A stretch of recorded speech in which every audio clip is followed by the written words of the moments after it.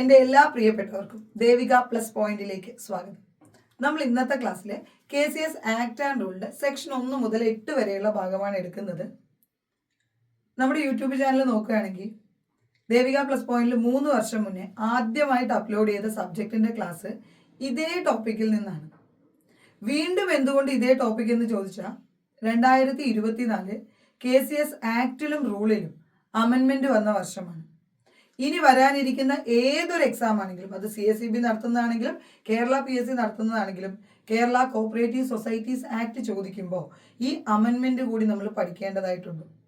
നിങ്ങൾക്ക് ഇന്നത്തെ ഈ ക്ലാസ് കണ്ടു കഴിയുമ്പോൾ നിങ്ങൾക്ക് മനസ്സിലാവും എത്രത്തോളം മാറ്റമാണ് ഓരോ സെക്ഷനിലും, അല്ലെങ്കിൽ ആക്ടിൽ എന്തോ മാറ്റങ്ങൾ വന്നു, റൂളിൽ എന്തൊക്കെ മാറ്റങ്ങൾ വന്നു, നമ്മൾ പഠിച്ചതിന് എത്രത്തോളം മാറ്റി പഠിക്കേണ്ടതായിട്ടുണ്ട് എന്ന് നമുക്ക് മനസ്സിലാവും.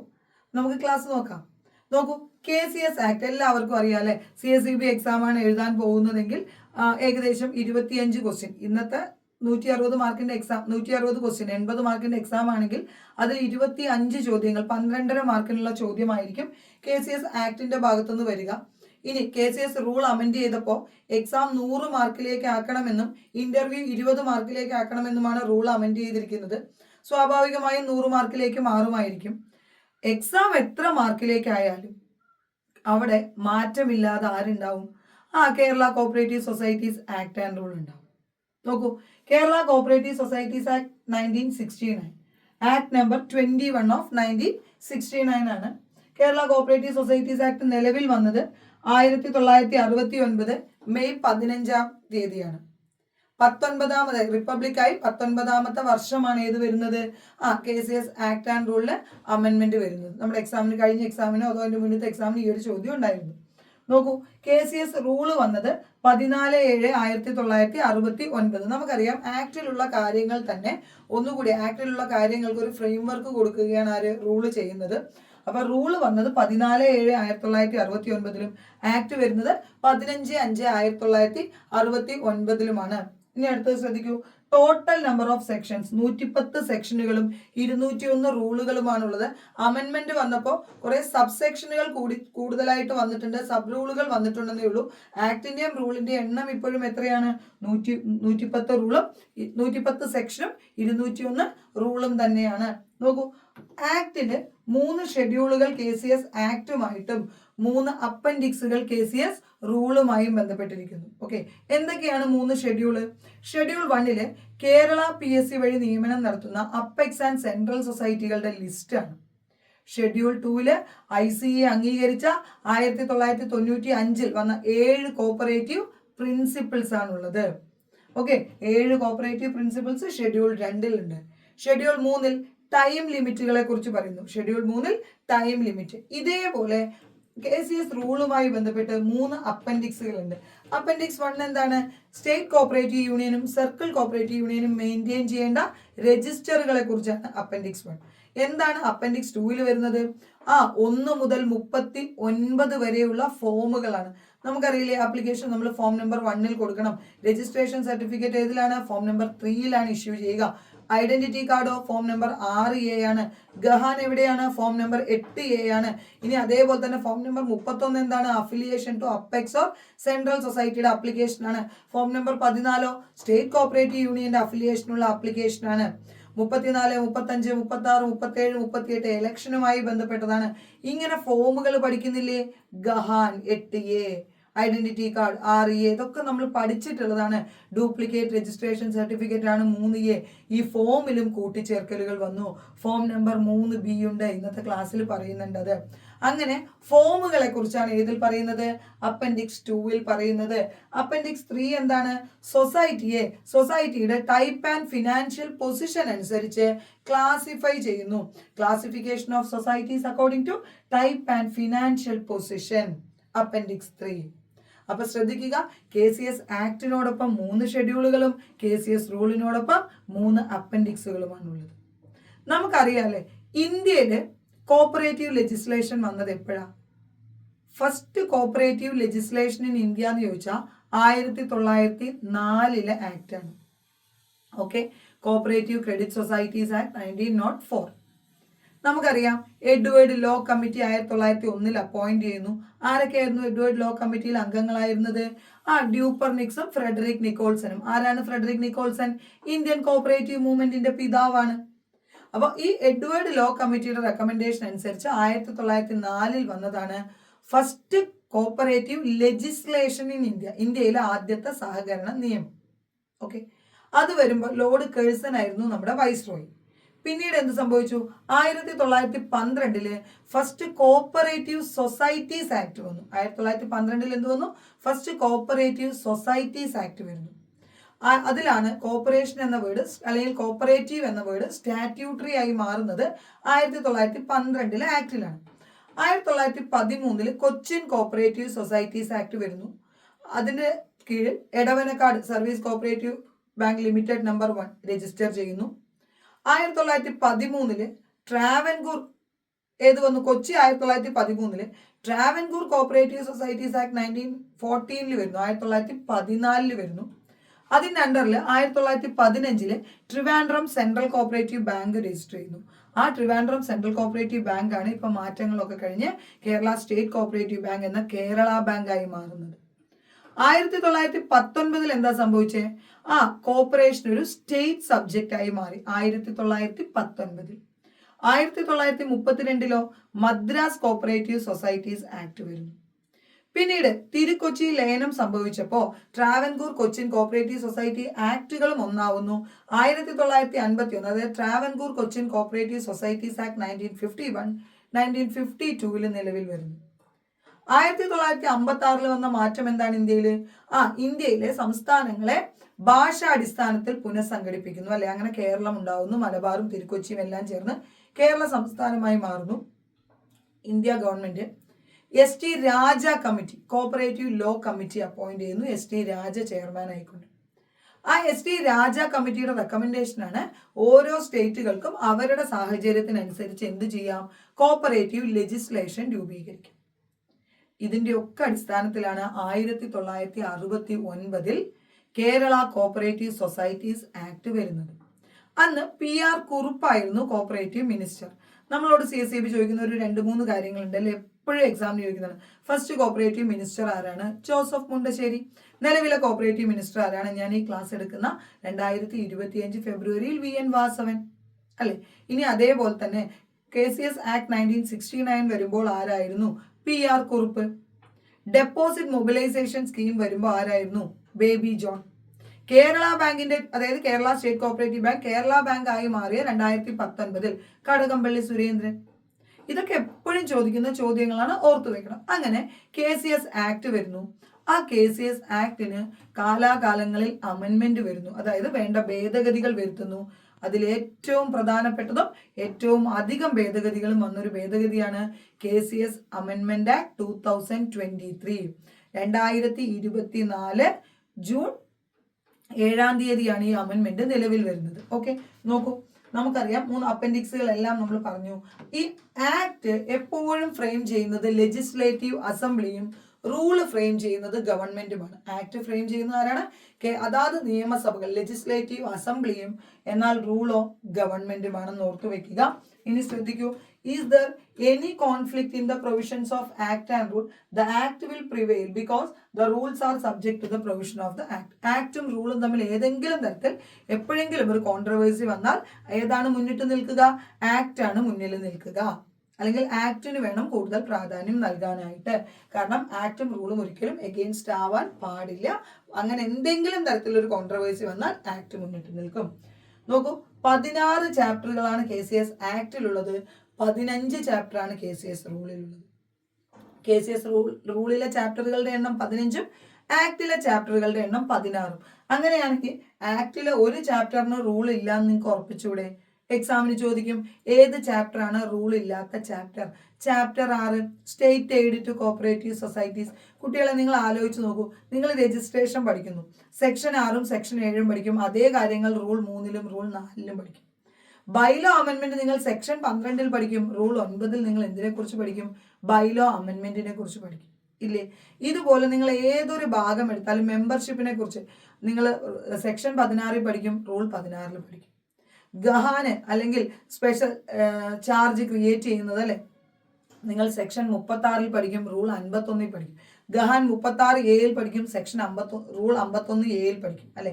സെക്ഷൻ 36A പഠിച്ച് അത് തന്നെ റൂൾ 51A കുറച്ചുകൂടി എക്സ്പ്ലെയിൻ ചെയ്തിട്ടുണ്ടാവും. ഇങ്ങനെ ഓരോ കാര്യങ്ങളും നിങ്ങൾ സെക്ഷനിൽ പഠിക്കുന്നത് തന്നെ നിങ്ങൾ റൂളിൽ കാണും.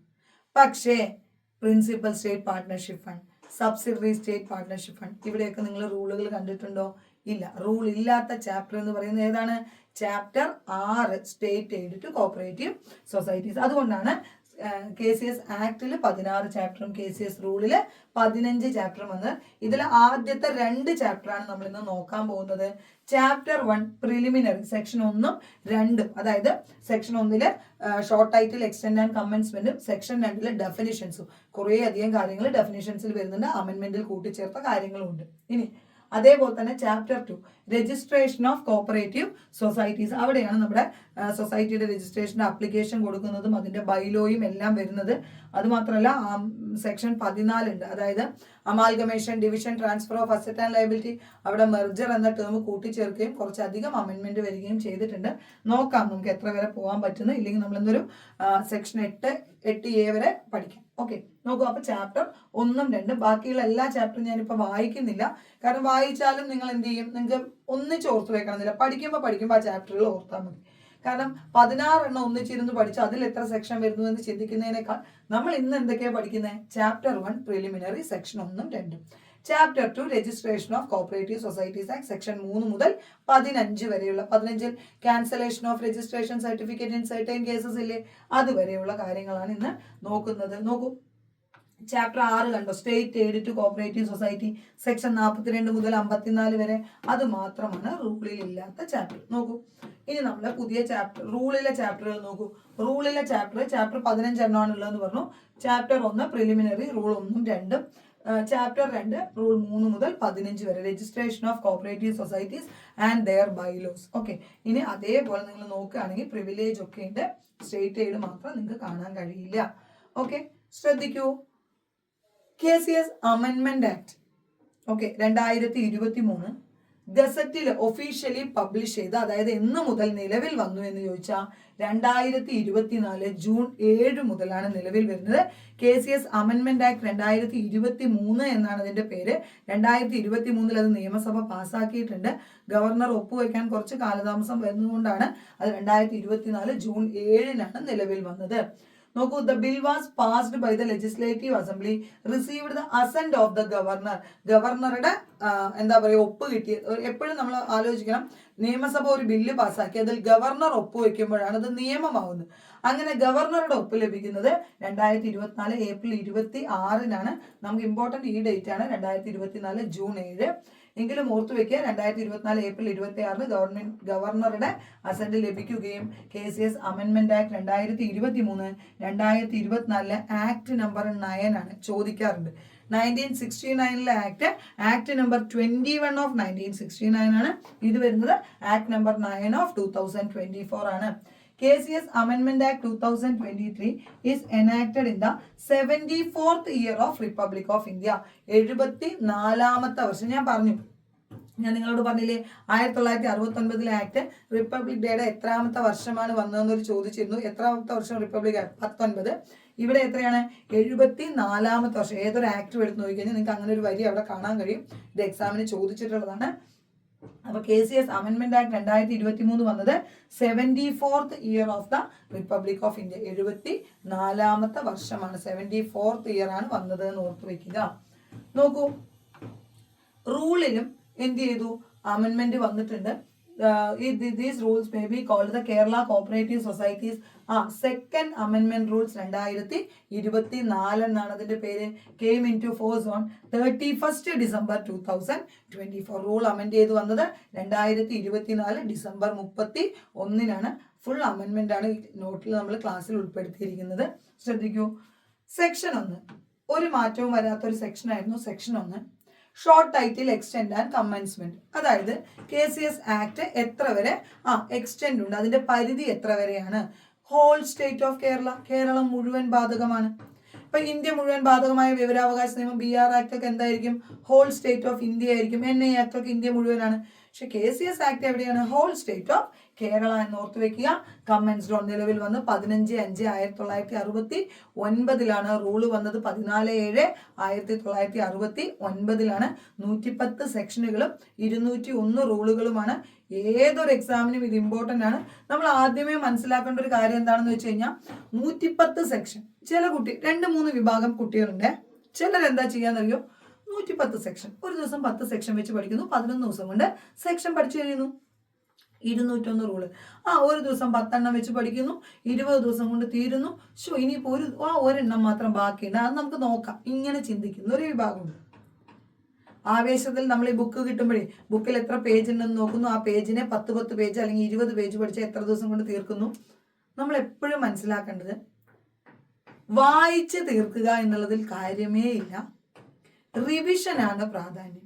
എപ്പോഴും പ്രാധാന്യം കൊടുക്കേണ്ടത് റിവിഷനാണ്.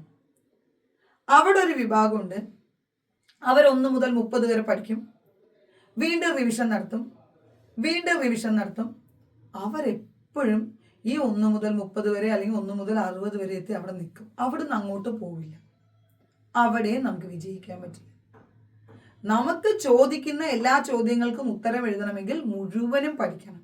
മാത്രമല്ല, പുതിയ ക്വസ്റ്റ്യൻ പേപ്പറിലെ പാറ്റേൺ ഒക്കെ നിങ്ങൾ നോക്കിക്കഴിഞ്ഞാൽ ഡയറക്റ്റ് ആയിട്ട് ചോദിക്കുന്നതിനേക്കാൾ കൂടുതൽ ഉള്ളിലുള്ള, അതായത് സെക്ഷന്റെ ഉള്ളിലുള്ള കാര്യങ്ങളാണ് ചോദിക്കുന്നത്.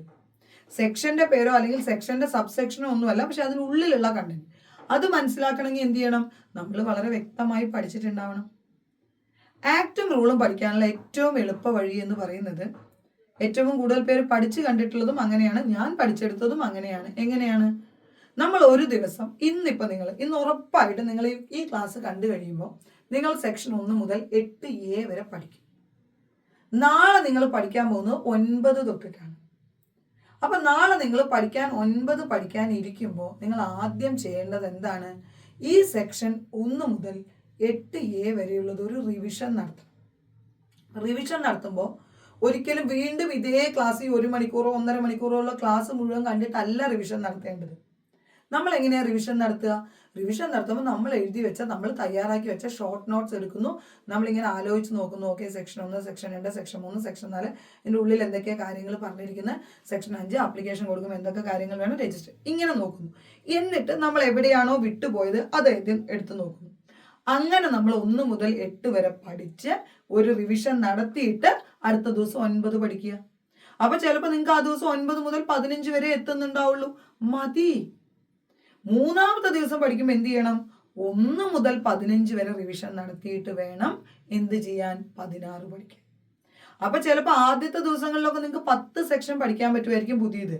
നിങ്ങളൊരു കുറച്ച് ദിവസം കഴിയുമ്പോൾ ചിലപ്പോൾ നിങ്ങൾ 3-4 സെക്ഷൻ ആയിരിക്കും പുതിയത് പഠിക്കുന്നത്. പക്ഷെ നിങ്ങൾ മനസ്സിലാക്കേണ്ടത്, അങ്ങനെ പുതിയത് പഠിക്കുമ്പോൾ നിങ്ങൾ ഈ നിലവിലുള്ളതിൻ്റെ അടുത്തേക്ക് കൂട്ടിച്ചേർക്കുകയാണ്. ഇങ്ങനെ കൂട്ടിച്ചേർത്ത് ഒരു മാസമൊക്കെ ആകുമ്പോൾ നമ്മൾ ഏകദേശം 110 സെക്ഷനും അങ്ങ് പഠിച്ചു കഴിഞ്ഞിട്ടുണ്ടാവും. 110 പഠിച്ച ദിവസം പിന്നെ അടുത്തൊരു 3-4 ദിവസം 1 മുതൽ 110 വരെ റിവിഷൻ നടത്തുക. അതല്ല എങ്കിൽ 1 മുതൽ 30 കഴിഞ്ഞാൽ ഒരു 3 ദിവസം 1 മുതൽ 30 റിവിഷൻ നടത്തി നിങ്ങൾ അതിലങ്ങ് തറമായി കഴിഞ്ഞാൽ നിങ്ങൾ 30 വരെ മാറ്റി വെച്ചോ. പിന്നെ 31 തൊട്ട് പഠിച്ചു തുടങ്ങും. വീണ്ടും 31 തൊട്ട് 60 എത്തിക്കഴിയുമ്പോൾ 31 to 60 ഒരു റിവിഷൻ നടത്തുക. 1 to 60 2 തവണ റിവിഷൻ നടത്തുക. 60 വരെ സെറ്റാണോ? 60 മാറ്റി വെക്കുന്നു. പിന്നീട് 61 തൊട്ട് ഒരു ഒന്നുകിൽ 87 വരെ പഠിക്കാം.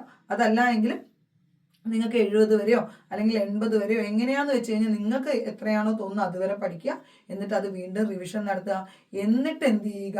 വീണ്ടും 110 വരെ പഠിക്കുക. ഇപ്പം 60 തൊട്ട് 110 വരെ പഠിച്ചു കഴിഞ്ഞാൽ പിന്നെ നമ്മൾ 1 തൊട്ട് 110 വരെ റിവിഷൻ നടത്തുക. സെക്ഷൻ പഠിക്കുന്നതിനോടൊപ്പം തന്നെ അതുമായി ബന്ധപ്പെട്ട റൂളുകളും പഠിച്ചു പോവുക. അപ്പോൾ പിന്നെ 201 റൂള് നമ്മൾ പ്രത്യേകമായിട്ട് എടുത്ത് പഠിക്കേണ്ടതായിട്ടില്ല. ഓരോ സെക്ഷനും പഠിക്കുമ്പോൾ ആ സെക്ഷന്റെ ഭാഗത്ത് അല്ലെങ്കിൽ ഒരു ചാപ്റ്റർ പഠിച്ചു കഴിയുമ്പോൾ, ഞാൻ പറഞ്ഞു KCS ആക്ടിൽ 16 ചാപ്റ്റർ ഉണ്ടെന്ന്, ഓരോ ചാപ്റ്റർ പഠിച്ചു കഴിയുമ്പോൾ അതുമായി ബന്ധപ്പെട്ട റൂളുകളും കൂടി നിങ്ങൾ പഠിച്ചാൽ മതി. അപ്പം നമുക്ക് നോക്കാം. അപ്പം ശ്രദ്ധിക്കുക, KCS ആക്ടില് അമെൻമെന്റ് ആക്ടും കൂടി ഉൾപ്പെടുത്തി അല്ലെങ്കിൽ ആ അമെൻമെന്റിൽ വന്ന പോയിന്റ്സും കൂടി ഉൾപ്പെടുത്തിയതാണിത്. നോക്കൂ, section 1 short title, extend and commencement നമ്മൾ പറഞ്ഞു. സെക്ഷൻ 2 ഡെഫിനിഷൻസ് ആണ്. സെക്ഷൻ 2 എന്താണ്? ഡെഫിനിഷൻസ് ആണ്. നമ്മൾ എപ്പോഴും ഏതൊരു ആക്ട് എടുത്ത് നോക്കിയാലും ആ ആക്ടിലൊക്കെ ഉണ്ടാവും ഡെഫിനിഷൻസ് എന്നും ഇന്റർപ്രിട്ടേഷൻസ് എന്നൊക്കെ ഉണ്ട്. അതായത് ആ ആക്ടിൽ പറഞ്ഞിട്ടുള്ള കാര്യങ്ങളെ ഡിഫൈൻ ചെയ്യുന്നു. വളരെ ഇമ്പോർട്ടൻ്റ് ആണ്. ഇവിടെ കുറച്ച് കാര്യങ്ങൾ പുതുതായി കൂട്ടിച്ചേർക്കുകയും ചെയ്തു. നിലവിലുള്ള കാര്യങ്ങൾ എപ്പോഴും എക്സാമിന് ചോദിക്കുന്നതാണ്. ശ്രദ്ധിക്കൂ, സെക്ഷൻ 2 ഡെഫിനിഷൻസ് ആണെങ്കിൽ 2A അപ്പെക്സ് സൊസൈറ്റി. കഴിഞ്ഞ എക്സാമുകൾക്ക് ഈ apex society, central society, federal society ഇങ്ങനെയൊക്കെ ഭാഗത്തുനിന്ന് ചോദ്യങ്ങൾ ഉണ്ടായിരുന്നു. എന്താണ് apex society? Area of operation whole state, കേരളം മുഴുവൻ ഏരിയ ഓഫ് ഓപ്പറേഷൻ ഉള്ളതും ഒരേ തരത്തിലുള്ള അല്ലെങ്കിൽ ഒരേ ഒബ്ജക്റ്റ് ഉള്ള പ്രൈമറി സൊസൈറ്റീസ് മാത്രം അംഗങ്ങളായിട്ടുള്ളവയുമാണ് ഏത്? അപ്പെക്സ് സൊസൈറ്റികൾ. നോക്കൂ, means a society having the whole state of its whole of the state as its area of operation and having as its members only other societies with similar objects and declared as such by the registrar അംഗീകരിച്ചിട്ടുള്ള same object ഉള്ള primary ആയിരിക്കാം, ചിലപ്പോൾ central ആയിരിക്കും. അപ്പൊ നമുക്കറിയാം 2 tyre ഉള്ളതാണെങ്കിൽ primary അപ്പെക്സും മാത്രമേ ഉണ്ടാവുള്ളൂ. 3 ടയർ ഉള്ളതാണെങ്കിൽ പ്രൈമറിയും സെൻട്രലും അപ്പെക്സും ഉണ്ടാവും. അപ്പോൾ എന്താണെങ്കിലും സെൻട്രൽ സൊസൈറ്റി ആണെങ്കിലും പ്രൈമറി സൊസൈറ്റി ആണെങ്കിലും ഒക്കെ സെയിം ഒബ്ജക്റ്റ് ഉള്ള സിമിലർ ഒബ്ജക്റ്റ് ഉള്ള സൊസൈറ്റികൾ ആയിരിക്കും ഏതിൽ മെമ്പർമാരാവുക? അപ്പെക്സ് സൊസൈറ്റിയിൽ മെമ്പർമാരാവുക. അപ്പെക്സ് സൊസൈറ്റിയുടെ ഏരിയ ഓഫ് ഓപ്പറേഷൻ എന്തായിരിക്കും? ഹോൾ സ്റ്റേറ്റ് ആയിരിക്കും. 2AA ഉണ്ട്, അസിസ്റ്റഡ് സൊസൈറ്റി. ഏതെങ്കിലും തരത്തിൽ ഗവൺമെന്റിന്റെ അസിസ്റ്റൻസ് വാങ്ങുന്ന സംഘങ്ങളെയാണ് എന്ത് വിളിക്കുന്നത്? അസിസ്റ്റഡ് സൊസൈറ്റികൾ എന്ന് വിളിക്കുന്നത്. അതിപ്പോ ഗവൺമെന്റിന്റെ ഗവൺമെന്റിന്റെ ഡയറക്റ്റ് പാർട്ട്ണർഷിപ്പ് ആവാം, ഫിനാൻഷ്യൽ അസിസ്റ്റൻസ് ആവാം, ഗവൺമെന്റ് ഡെപ്പോസിറ്റിനും ഇൻട്രസ്റ്റിനും ഗ്യാരണ്ടി നിൽക്കുന്നതാവാം. ഏത് തരത്തിലായാലും ഗവൺമെന്റ് അസിസ്റ്റൻസ് വാങ്ങിയാൽ assisted സൊസൈറ്റികളാവുന്നു. 2AA means a society which has received the government assistance in the form of share capital. ഞാൻ പറഞ്ഞു ഗവൺമെന്റ് ഇവിടെ പാർട്ട്ണർ ഷെയർ ക്യാപിറ്റൽ, അതായത് മെമ്പർ ആവാം, loan, grant or any other financial assistance or any guarantee by the government or from board constituted by the government for the repayment of loan, interest or deposit. ഡെപ്പോസിറ്റിനോ ഇൻട്രസ്റ്റിനോ ഗവൺമെന്റിന്റെ guarantee. ഇപ്പൊ നിങ്ങൾക്ക് അറിയാലോ, ഇപ്പൊ നമുക്ക് deposit guarantee scheme ഉണ്ട് അല്ലെ? Section 57B പ്രകാരം per ഡെപ്പോസിറ്റർക്ക് state government സൊസൈറ്റികളുടെ ഡെപ്പോസിറ്റിന് 5 ലക്ഷം രൂപയാണ് എന്ത് ചെയ്യുന്നത്? ഗ്യാരണ്ടി നിൽക്കുന്നത്.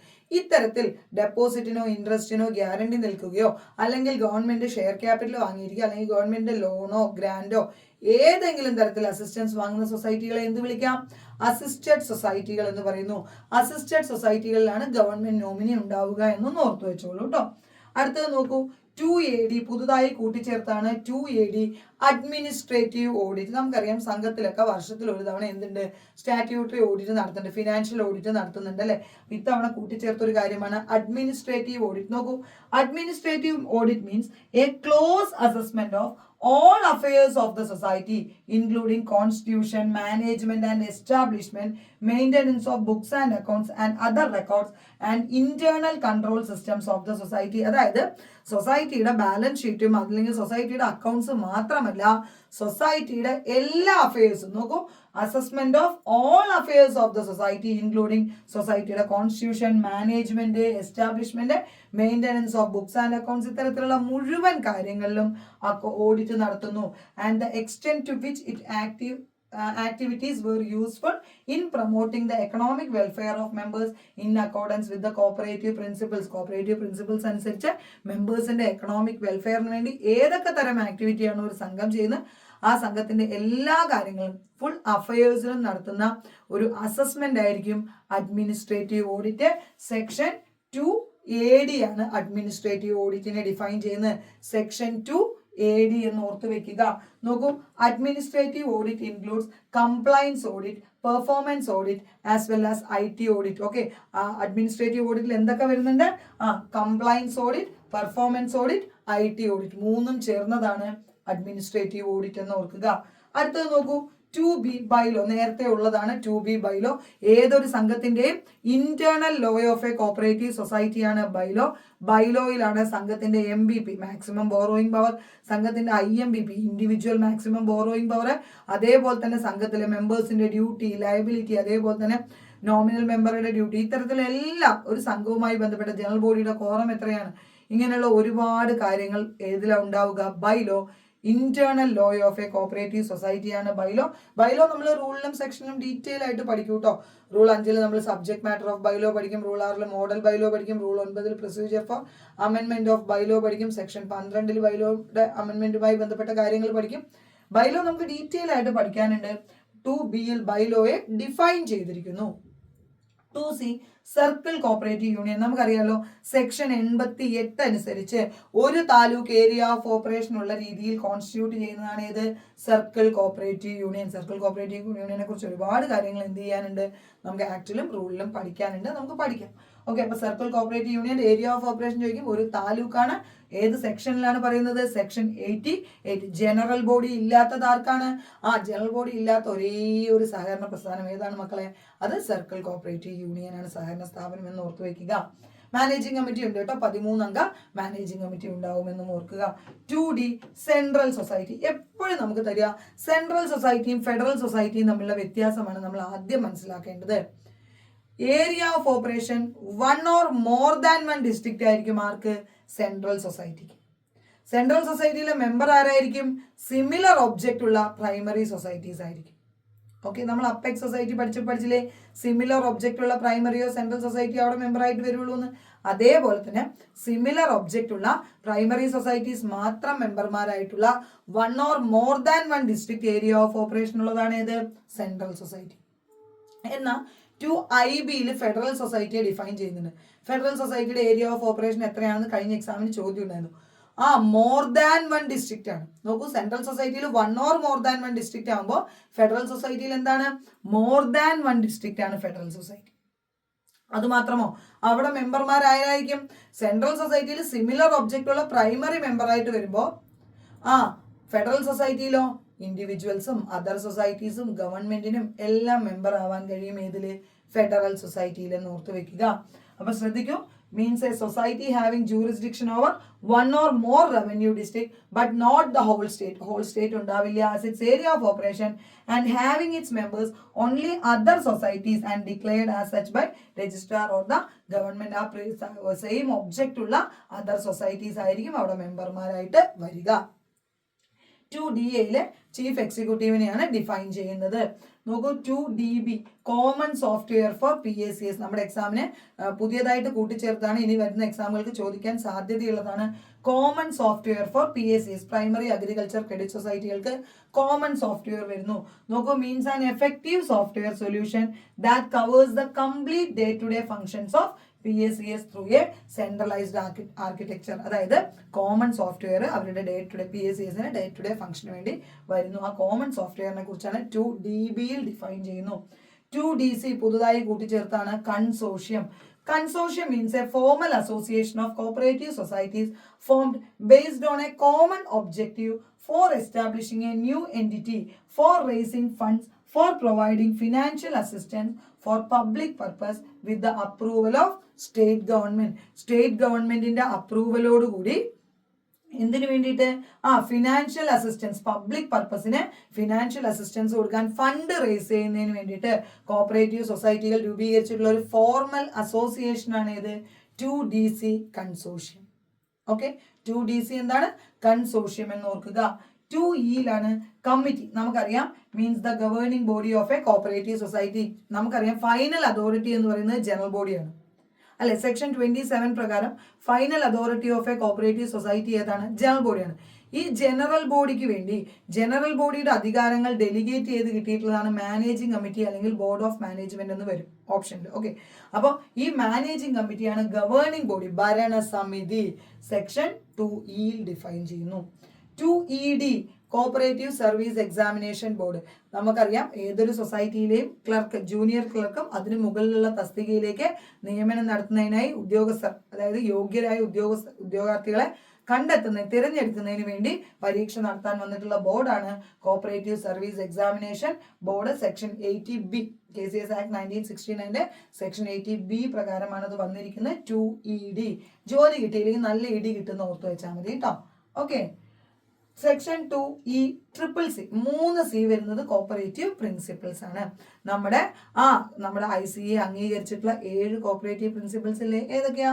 Voluntary and open membership, democratic, member control, member economic participation, autonomy and independence, education, information. അടുത്തതോ cooperation among cooperatives, concern for community.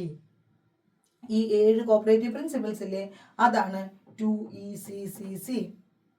Okay, അടുത്തത് നോക്കൂ. 2ECC cooperative ombudsman, section 69A പ്രകാരമുള്ള cooperative ombudsman ആണ് 2ECC. അടുത്തത് 2EA cooperative arbitration court ഉണ്ട്. Section 70A പ്രകാരം ഡിസ്പ്യൂട്ടിന്മേൽ, അതായത് non മോണിറ്ററിയും election ഡിസ്പ്യൂട്ടിന്മേലും ഒക്കെ വിധി പറയുന്ന കോപ്പറേറ്റീവ് ആർബിട്രേഷൻ കോർട്ടാണ് 2EA. ഇതൊക്കെ നേരത്തെ ഉള്ളതാണ്. 2F cooperative society. Cooperative society or society means a cooperative society registered or demanded by to be registered under the Cases Act 1969 പ്രകാരം രജിസ്റ്റർ ചെയ്ത സൊസൈറ്റികളാണ് കോപ്പറേറ്റീവ് സൊസൈറ്റി. 2G ഇതൊക്കെ നേരത്തെ ഉള്ളതാണ്. Cooperative society with limited liability, മെമ്പർമാർക്ക് liability limited ആയിരിക്കും. 2HA deposit guarantee scheme. 2HB DCA director of cooperative audit, section 63 പ്രകാരമുള്ള DCA deposit guarantee scheme, section 57B പ്രകാരം constitute ചെയ്തിട്ടുള്ള ഡെപ്പോസിറ്റ് ഗ്യാരണ്ടി സ്കീം, ഇതൊക്കെ define ചെയ്യുന്നുണ്ട്. അടുത്തത് 2I ഡിസ്പ്യൂട്ട്. നമുക്കറിയാം ഡിസ്പ്യൂട്ടിനെ കുറിച്ച് നമ്മൾ ഒരുപാട് കാര്യങ്ങൾ ഇനി പഠിക്കും. സെക്ഷൻ 69 പറയുന്ന ഡിസ്പ്യൂട്ട്, തർക്കങ്ങളാണ് ഇതിൽ ഡിഫൈൻ ചെയ്യുന്നത് 2I. 2IB federal cooperative society. ഇവിടെ പുതിയൊരു കാര്യം കൂട്ടിച്ചേർത്തു. നമ്മൾ നേരത്തെ പറഞ്ഞത് എന്താ? ഫെഡറൽ കോപ്പറേറ്റീവ് സൊസൈറ്റിയുടെ ഏരിയ ഓഫ് ഓപ്പറേഷൻ മിനിമം എന്തായിരിക്കണം? മോർ ദാൻ 1 ഡിസ്ട്രിക്റ്റ് ആയിരിക്കണം. ഇൻഡിവിജ്വൽസും അതർ സൊസൈറ്റീസും ഗവൺമെന്റും ഒക്കെ മെമ്പറായിട്ട് വരാൻ പോകുന്നു. അവിടെ പ്രത്യേക കാര്യം ഓർക്കുക, ഇൻഡിവിജ്വൽ മെമ്പേഴ്സിന്റെ എണ്ണം 25%, ടോട്ടലിന്റെ 25% കൂടരുത്. നോക്കൂ, means a society having more than 1 district as its area of operation, examine ചോദിച്ചിട്ടുണ്ട്, and having the state government, individuals and other cooperative societies as its members. The number of individual members in the society shall not exceed 25% of the total membership. ഇത് എക്സാമിന് ചോദിക്കും. ഒരു federal സൊസൈറ്റിയിലെ total മെമ്പർഷിപ്പിന്റെ 25% കൂടരുത്. ആര്? Individual members. 2IBയിൽ define ചെയ്യുന്നു. അടുത്തത് നോക്കൂ മക്കളെ, 2K general body മീറ്റിംഗിനെ കുറിച്ചാണ്. Means a meeting of members who are entitled to vote in the affairs of the society. സൊസൈറ്റിയിൽ വോട്ട് അവകാശമുള്ള മെമ്പേഴ്സിന്റെ മീറ്റിംഗ് ആണ് ജനറൽ ബോഡി മീറ്റിംഗ്.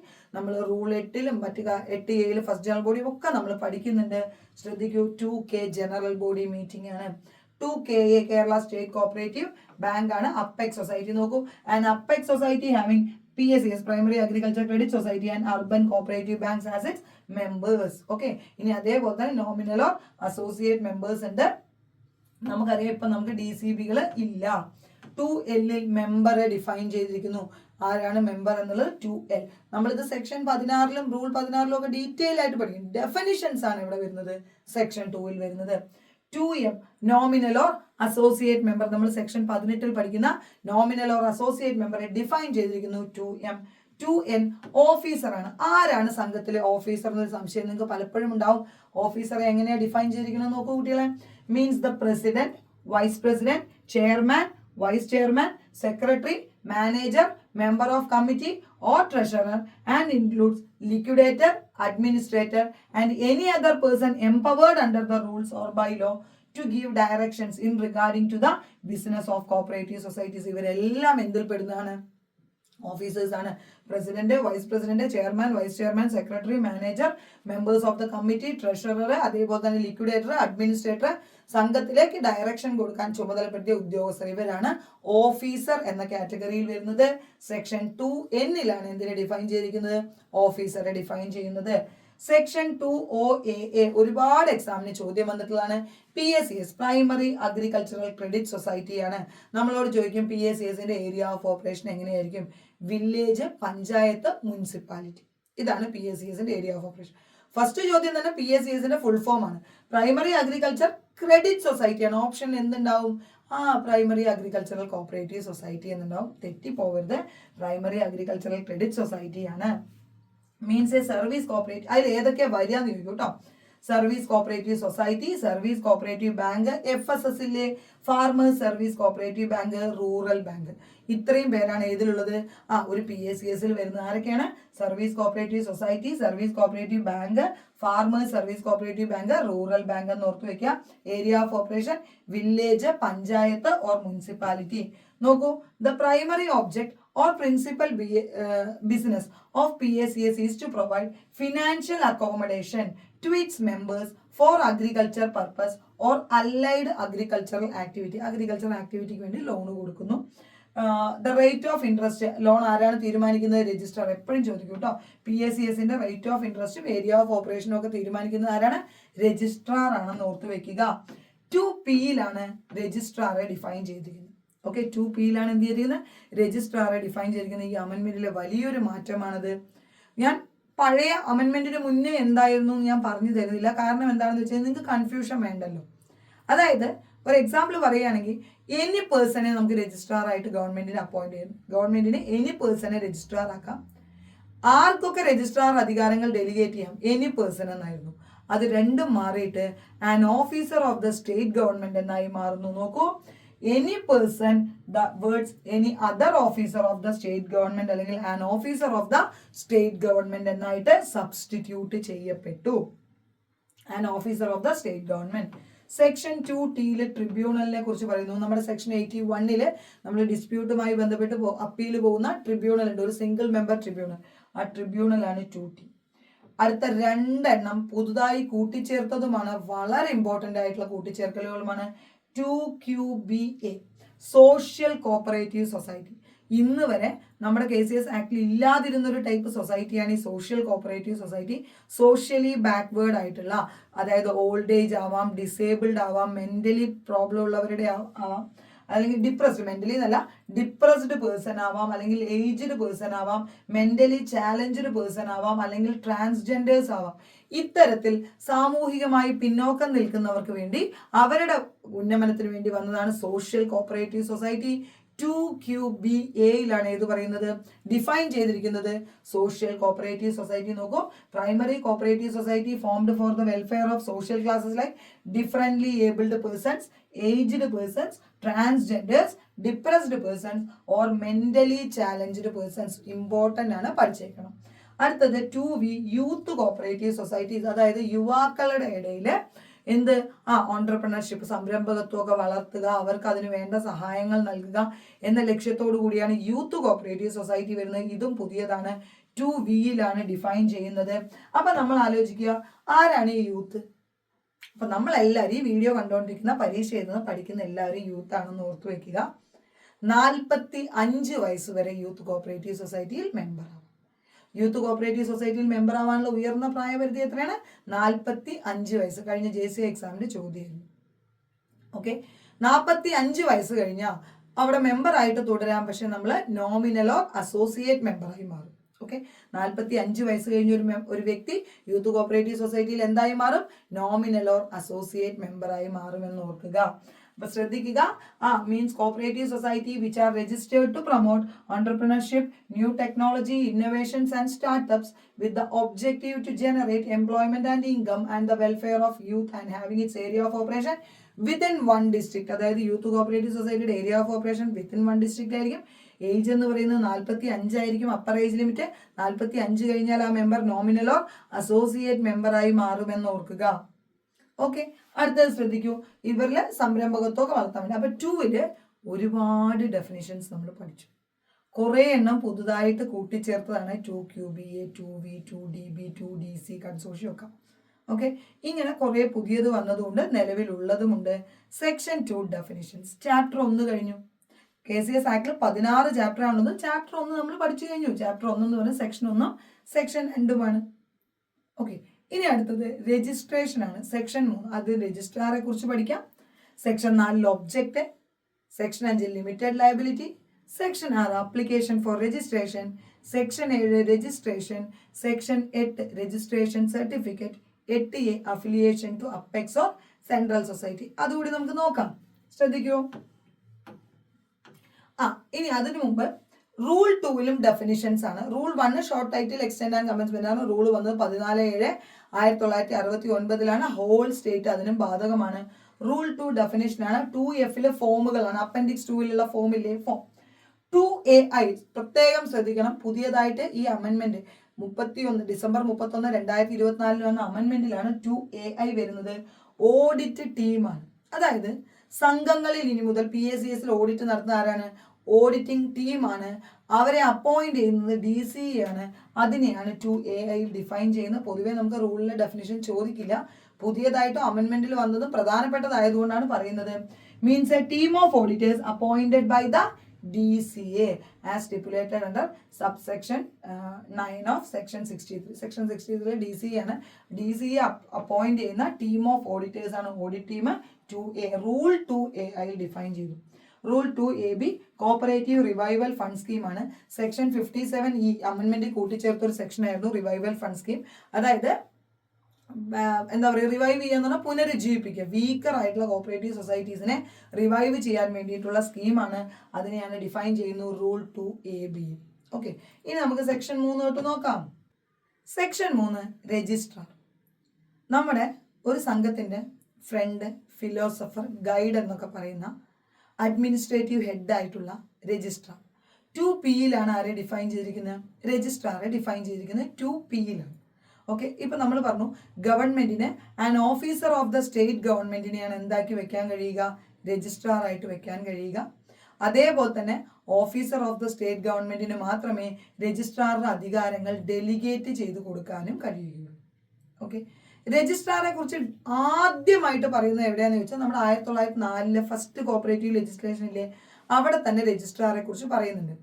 പിന്നീട് 1912 ആക്ട് വന്നപ്പോഴാണ് രജിസ്ട്രാറുടെ അധികാരങ്ങൾ ഡെലിഗേറ്റ് താഴെ തട്ടിലേക്ക് കൈമാറാമെന്ന് പറയുന്നത്. നോക്കൂ, the government may appoint an officer of the state government to be the registrar of cooperative society. Cooperative സൊസൈറ്റിയിൽ രജിസ്ട്രാർ ആയിട്ട് മുന്നേ എനി പേഴ്സൺ ആയിരുന്നു, ഇപ്പൊ an officer of the state government എന്നായി മാറി. Section 3 government may by general or special order confer on an officer of the state government all or any powers of the registrar under KCS act. KCS act പ്രകാരമുള്ള അധികാരങ്ങൾ officer of the state ഗവൺമെന്റിന് കൈമാറാമെന്ന് ഓർത്തു വെക്കുക. Administrative head ആണ്. Technical head എന്നറിയപ്പെടുന്നത് government secretary four corporation ആണ്. Political head എന്ന് പറയുന്നത് മിനിസ്റ്റർ ഓഫ് കോർപ്പറേഷൻ ആണ്. നിലവിൽ ഈ ക്ലാസ് എടുക്കുന്ന സമയത്താണ് VN വാസവൻ. ആദ്യത്തെ കോപ്പറേറ്റീവ് മിനിസ്റ്റർ നിങ്ങൾക്ക് അറിയാലോ, ജോസഫ് മുണ്ടശ്ശേരി. KCS ആക്ട് വരുമ്പോൾ PR കുറുപ്പാണ്. എപ്പോഴും ചോദിക്കും ഡെപ്പോസിറ്റ് മൊബിലൈസേഷൻ സ്കീം വരുമ്പോൾ ആരായിരുന്നു? ബേബി ജോൺ ആണെന്ന് ഓർത്തു വെക്കുക. Front philosopher and guide of a cooperative society registrar ആണ്. അതേപോലെ തന്നെ interest rate of PSCS primary agriculture credit സൊസൈറ്റിയുടെ ഇൻട്രസ്റ്റ് റേറ്റ് തീരുമാനിക്കുന്നത് രജിസ്ട്രാർ ആണ്. രജിസ്ട്രാർ RCS എന്ന് പറയുന്നത് നമുക്കറിയാം ഒരു IAS ഉദ്യോഗസ്ഥനായിരിക്കും അല്ലെ. ഇനി ഓരോ മേഖലയിലും അവിടെ പ്രത്യേകം രജിസ്ട്രാർമാരുടെ അധികാരങ്ങൾ കൊടുത്തിട്ടുണ്ട്. നോക്കൂ, director of diaries, dairy cooperative സൊസൈറ്റിയുടെ രജിസ്ട്രാർ ആയിട്ട് ആരാണ് പ്രവർത്തിക്കുക? Director of diaries. അതായത് ഡയറക്ടർ ഓഫ് ഡയറീസിന് രജിസ്ട്രാർ അധികാരങ്ങളുണ്ട്. ഏതിൽ? ഡയറി കോപ്പറേറ്റീവ് സൊസൈറ്റിയുടെ രജിസ്ട്രാർ ആയിട്ട്. ഇനി അതേപോലെ തന്നെ ഇൻഡസ്ട്രിയൽ കോപ്പറേറ്റീവ് സൊസൈറ്റിയിൽ ഡയറക്ടർ ഓഫ് ഇൻഡസ്ട്രീസ്. ഒരുപാട് തവണ എക്സാമിന് ചോദിച്ചിട്ടുണ്ട്, ഇങ്ങനെയാണ് നിങ്ങളോട് ചോദിക്കുക. ഇൻഡസ്ട്രിയൽ കോപ്പറേറ്റീവ് സൊസൈറ്റിയിൽ ആരായിരിക്കും രജിസ്ട്രാർ? അവിടെ ആരായിരിക്കും? Director of industries. Dairy cooperative സൊസൈറ്റിയിൽ ആരായിരിക്കും? Director of dairies. അതേപോലെ തന്നെ ഖാദി ആൻഡ് വില്ലേജ് ഇൻഡസ്ട്രീസിൽ ആരായിരിക്കും? Secretary of KVA has the power to register, അല്ലെങ്കിൽ പവർ ടു അവിടെ രജിസ്ട്രാർ ആയിട്ട് അല്ലെങ്കിൽ ആ സംഘം രജിസ്റ്റർ ചെയ്യാൻ ആർക്ക് അധികാരമുണ്ട്? Secretary of Khadi and village. അപ്പൊ ഡയറി സൊസൈറ്റിയിൽ ഡയറക്ടർ ഓഫ് ഡയറീസ്, ഇൻഡസ്ട്രിയൽ സൊസൈറ്റിയിൽ director of industries, Khadi and വില്ലേജിൽ സെക്രട്ടറി ഓഫ് KVA. ഓർത്ത് വെച്ചേക്കണേ. Section 4 mention about society which may be registered. അതായത് 1969 ആക്ട് വന്നതിന് ശേഷം കേരളത്തിലെ ആക്ടിന്റെ കീഴിൽ രജിസ്റ്റർ ചെയ്ത സംഘങ്ങൾ മാത്രമേ പ്രവർത്തിക്കാൻ പാടുള്ളൂ എന്നാണ്. പക്ഷെ നമ്മുടെ എക്സാമിന് ഇവിടുന്ന് ഇങ്ങനെയല്ല ചോദ്യം വരിക. Object of a cooperative society is mentioned in which section? പല എക്സാമുകൾക്കും ചോദിച്ചിട്ടുണ്ട്. Object of a cooperative society is mentioned in section 4. Okay, എന്താണ് object? Economic welfare of members. നോക്കൂ, object of the cooperative societies is the promotion of economic interest of the members or the interest of the public in accordance with the cooperative principles. Cooperative പ്രിൻസിപ്പിൾസിനനുസരിച്ച് economic welfare of മെമ്പേഴ്സും അതേപോലെ തന്നെ പബ്ലിക്കിന്റെ വെൽഫെയറും ലക്ഷ്യം വെക്കുക. ഇതാണ് object. എക്സാമിന് എന്നും ചോദിക്കുന്ന ചോദ്യമാണ്. Object of a cooperative society is mentioned in which section? Section 4. അടുത്തത് നോക്കൂ, സർവീസ് ടു മെമ്പേഴ്സ്. അതായത് എക്കണോമിക് വെൽഫെയറും മെമ്പേഴ്സിന് സർവീസ് പ്രൊവൈഡ് ചെയ്യാം. Section 5, a cooperative society shall be registered only with limited liability. Limited ലയബിലിറ്റിയിൽ മാത്രമേ ഒരു സംഘം രജിസ്റ്റർ ചെയ്യാൻ പാടുള്ളൂ. നമ്മൾ 69 ശേഷം ലിമിറ്റഡ് ലയബിലിറ്റിയുള്ള സംഘങ്ങൾ മാത്രമേ പാടുള്ളൂ. നമ്മൾ സെക്ഷൻ 11 പഠിക്കും ചേഞ്ച് ലയബിലിറ്റി. അതായത് ഏതെങ്കിലുമൊക്കെ സംഘങ്ങൾ അൺലിമിറ്റഡ് ആയിട്ടുണ്ടെങ്കിൽ അവർക്ക് എന്തിലോട്ട് മാറാം? ലിമിറ്റഡ് ലയബിലിറ്റിയിലോട്ട് മാറാം. ലിമിറ്റഡ് ലയബിലിറ്റി എന്ന് പറഞ്ഞു കഴിഞ്ഞാൽ വൈൻഡിങ് അപ്പിന്റെ സമയത്തായാലും ഒരു മെമ്പർക്ക് എത്രയാണോ ആളുടെ അടുത്ത് ഷെയർ ഉള്ളത് അതിന് തുല്യമായ ലയബിലിറ്റി ആൾക്ക് ഉണ്ടായിരിക്കുകയുള്ളൂ. ഗവൺമെന്റും അതുപോലെ തന്നെയാണ്. ലിമിറ്റഡ് ലയബിലിറ്റിയുള്ള സംഘങ്ങളിൽ മാത്രമേ ഗവൺമെന്റ് ഷെയർ വാങ്ങുകയുള്ളൂ. നമ്മൾ പ്രിൻസിപ്പൽ സ്റ്റേറ്റ് പാർട്ട്ണർഷിപ്പ് ഫണ്ടൊക്കെ പഠിക്കില്ലേ, അവിടെ പ്രത്യേകമായിട്ട് പറയും ലിമിറ്റഡ് ലയബിലിറ്റി ഉള്ള സംഘങ്ങൾ. 69 ശേഷം ഇവിടെ രജിസ്റ്റർ ചെയ്യുന്ന സംഘങ്ങളുടെ ലയബിലിറ്റി എന്തായിരിക്കും? ലിമിറ്റഡ് ആയിരിക്കും. ആ സംഘങ്ങളുടെ ഒക്കെ പേരിന്റെ അവസാനത്തെ എന്തായിരിക്കും? ലിമിറ്റഡ് എന്നായിരിക്കും. നോക്കൂ, the word limited or its equivalent in any Indian language shall be the last word of the society. നെയിമിന്റെ ലാസ്റ്റ് എന്തായിരിക്കും? ലിമിറ്റഡ് എന്നായിരിക്കും. Section 6, application for registration. അതായത് സെക്ഷൻ 3 നമുക്ക് 2 പോയിന്റ് പഠിക്കാനുള്ളൂ. രജിസ്ട്രാർ ആയിട്ട് an officer of the state ഗവൺമെന്റിന് വെക്കാം. രജിസ്ട്രാറുടെ അധികാരങ്ങൾ ആർക്ക് കൊടുക്കാം? An officer of the state government കൊടുക്കാം. സെക്ഷൻ 4 2 കാര്യങ്ങളേ ഉള്ളൂ. Society which may be registered object of a cooperative society. Section 5 2 കാര്യങ്ങളെ പഠിക്കാനുള്ളൂ. ലിമിറ്റഡ് ലയബിലിറ്റിയിലായിരിക്കണം രജിസ്റ്റർ ചെയ്യേണ്ടത്. അതേപോലെ തന്നെ പേരിന്റെ അവസാനത്തെ വാക്ക് ഇതിന് തുല്യമായ വാക്കായിരിക്കും. അതുപോലെയല്ല സെക്ഷൻ 6ഉം സെക്ഷൻ 7ഉം. സെക്ഷൻ 2 ഡെഫിനിഷൻ പഠിച്ചപ്പോൾ കുറേ കാര്യങ്ങൾ പഠിച്ചില്ലേ? അതേപോലെയാണ് application for registration. Okay, section 6ലും റൂൾ 3ലും അപ്ലിക്കേഷനെ കുറിച്ചാണ് പറയുന്നത്. ഇവിടെ വലിയ അമെൻമെന്റ് ഒന്നും വന്നില്ല. പക്ഷേ രജിസ്ട്രേഷൻ പറയുന്ന സെക്ഷൻ 7ലും അതേപോലെ തന്നെ റൂൾ 4ലും രജിസ്ട്രേഷൻ ഫീസ് ഒക്കെ വരുന്നത്. റൂൾ 3 രജിസ്ട്രേഷൻ ഫീസ് വരുന്നുണ്ട്. റൂൾ 3 6 അവിടെ മാറ്റം വന്നു. എന്നാൽ രജിസ്ട്രേഷൻ ഫീസ് നമ്മൾ അപ്ലിക്കേഷൻ കൊടുക്കുമ്പോൾ അതിൻ്റെ കൂടെ ചെലാൻ വെക്കണം. ആ ഫീസ് മൊത്തം മാറിയിട്ടുണ്ട്. ഇനി അതേപോലെ തന്നെ എന്താ പറയുക, സെക്ഷൻ 7 രജിസ്ട്രേഷന്റെ പാർട്ടിൽ മാറ്റം വരുന്നുണ്ട്. അതേപോലെ റൂൾ 4 ഫോം നമ്പർ 3B കൂട്ടിച്ചേർത്തിട്ടുണ്ട്. നമുക്ക് നോക്കാം എന്തൊക്കെയാ വന്ന മാറ്റം എന്ന്. നോക്കൂ, സെക്ഷൻ 6 അപ്ലിക്കേഷൻ ഫോർ രജിസ്ട്രേഷൻ. ഞാൻ ആദ്യം രജിസ്ട്രേഷൻ്റെ അപ്ലിക്കേഷൻ്റെ പ്രൊസീജിയർ ഒന്ന് കറക്റ്റ് ആയിട്ട് പറഞ്ഞുതരാം, എന്നിട്ട് നമുക്ക് പോയിന്റ് നോക്കാം. കാരണം ഈ സബ് സെക്ഷനുകളും സബ് റൂളുകളും ചോദിക്കുന്നതിനേക്കാൾ കൂടുതൽ ഉള്ളിലുള്ള കണ്ടന്റാ ചോദിക്കും. ഒരു സംഘം രജിസ്റ്റർ ചെയ്യണമെങ്കിൽ ആദ്യം വേണ്ടത് 25 members from different family. Okay, 25 members എങ്കിലും വേണം. അറ്റ്ലീസ്റ്റ് 25 വ്യക്തികൾ വേണം. അവരിൽ നിന്ന് 3 to 5 മെമ്പേഴ്സ് ഉള്ള ഒരു പ്രൊമോട്ടേഴ്സ് കമ്മിറ്റി രൂപീകരിക്കുന്നു. എത്ര പേരുള്ള? 3 മുതൽ 5 അംഗങ്ങളുള്ള ഒരു പ്രൊമോട്ടേഴ്സ് കമ്മിറ്റി രൂപീകരിക്കുന്നു. CSEB ചോദിച്ച ചോദ്യമാണ്. പ്രൊമോട്ടേഴ്സ് കമ്മിറ്റിയിലെ മിനിമം അംഗങ്ങളുടെ എണ്ണം എത്ര? 3, പരമാവധി 5. ഒരാളെ ആരായിട്ട് തിരഞ്ഞെടുക്കുന്നു? ചീഫ് പ്രൊമോട്ടർ ആയിട്ട് തിരഞ്ഞെടുക്കുന്നു. ഇനി അപ്ലിക്കേഷൻ സബ്മിറ്റ് ചെയ്യുന്നതും രജിസ്ട്രാർക്ക് എന്തെങ്കിലും അധികം ഇൻഫർമേഷൻ വേണമെങ്കിൽ ചോദിക്കുന്നതും ഫസ്റ്റ് ജനറൽ ബോഡി വിളിക്കുന്നത് വരെയുള്ള കാര്യങ്ങൾ ചെയ്യേണ്ടത് ആരാണ്? ചീഫ് പ്രൊമോട്ടറാണ്. ഓക്കെ, ഫോം നമ്പർ 1ലാണ് അപ്ലിക്കേഷൻ കൊടുക്കേണ്ടത്.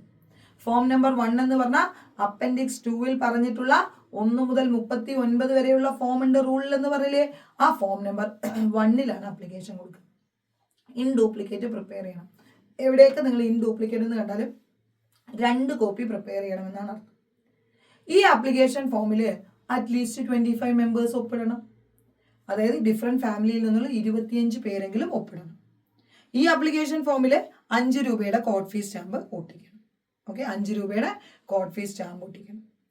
അതേപോലെ തന്നെ ക്രെഡിറ്റ് ബാലൻസ് കാണിക്കുന്ന ഒരു സ്റ്റേറ്റ്മെന്റ് ഹാജരാക്കണം, ഇതിന്റെ ഒപ്പം വെക്കണം എന്നുണ്ടായിരുന്നു. അതിപ്പോൾ ഒഴിവാക്കിയിട്ടുണ്ട്. അത് അമെൻമെന്റിൽ ഒഴിവാക്കിയതാണ്. ഇനി അതേപോലെ എന്ത് ചെയ്യണം? നമ്മൾ ഫീസ് അടച്ചിട്ട് അതിന്റെ ചലാൻ റെസിപ്റ്റ് വെക്കണം. അതിനേക്കാൾ കൂടുതലായിട്ട് ഡ്രാഫ്റ്റ് ബൈലോ അതല്ലെങ്കിൽ പ്രപ്പോസ്ഡ് ബൈലോന്റെ ഒരു ബൈലോ രജിസ്റ്റർ ചെയ്ത് കഴിയുമ്പോഴേ രജിസ്റ്റേർഡ് ബൈലോ ആവുന്നുള്ളൂ. റൂൾ 6 പ്രകാരം രജിസ്ട്രാർ മോഡൽ ബൈലോ പ്രിപ്പയർ ചെയ്യുന്നത്. അതായത് ഓരോ ടൈപ്പ് സംഘങ്ങളുടെയും ഒരു മോഡൽ ബൈലോ പ്രിപ്പയർ ചെയ്യുന്ന ആ മോഡൽ ബൈലോ അനുസരിച്ച് ഒരു പ്രപ്പോസ്ഡ് ബൈലോ ഉണ്ടാക്കണം.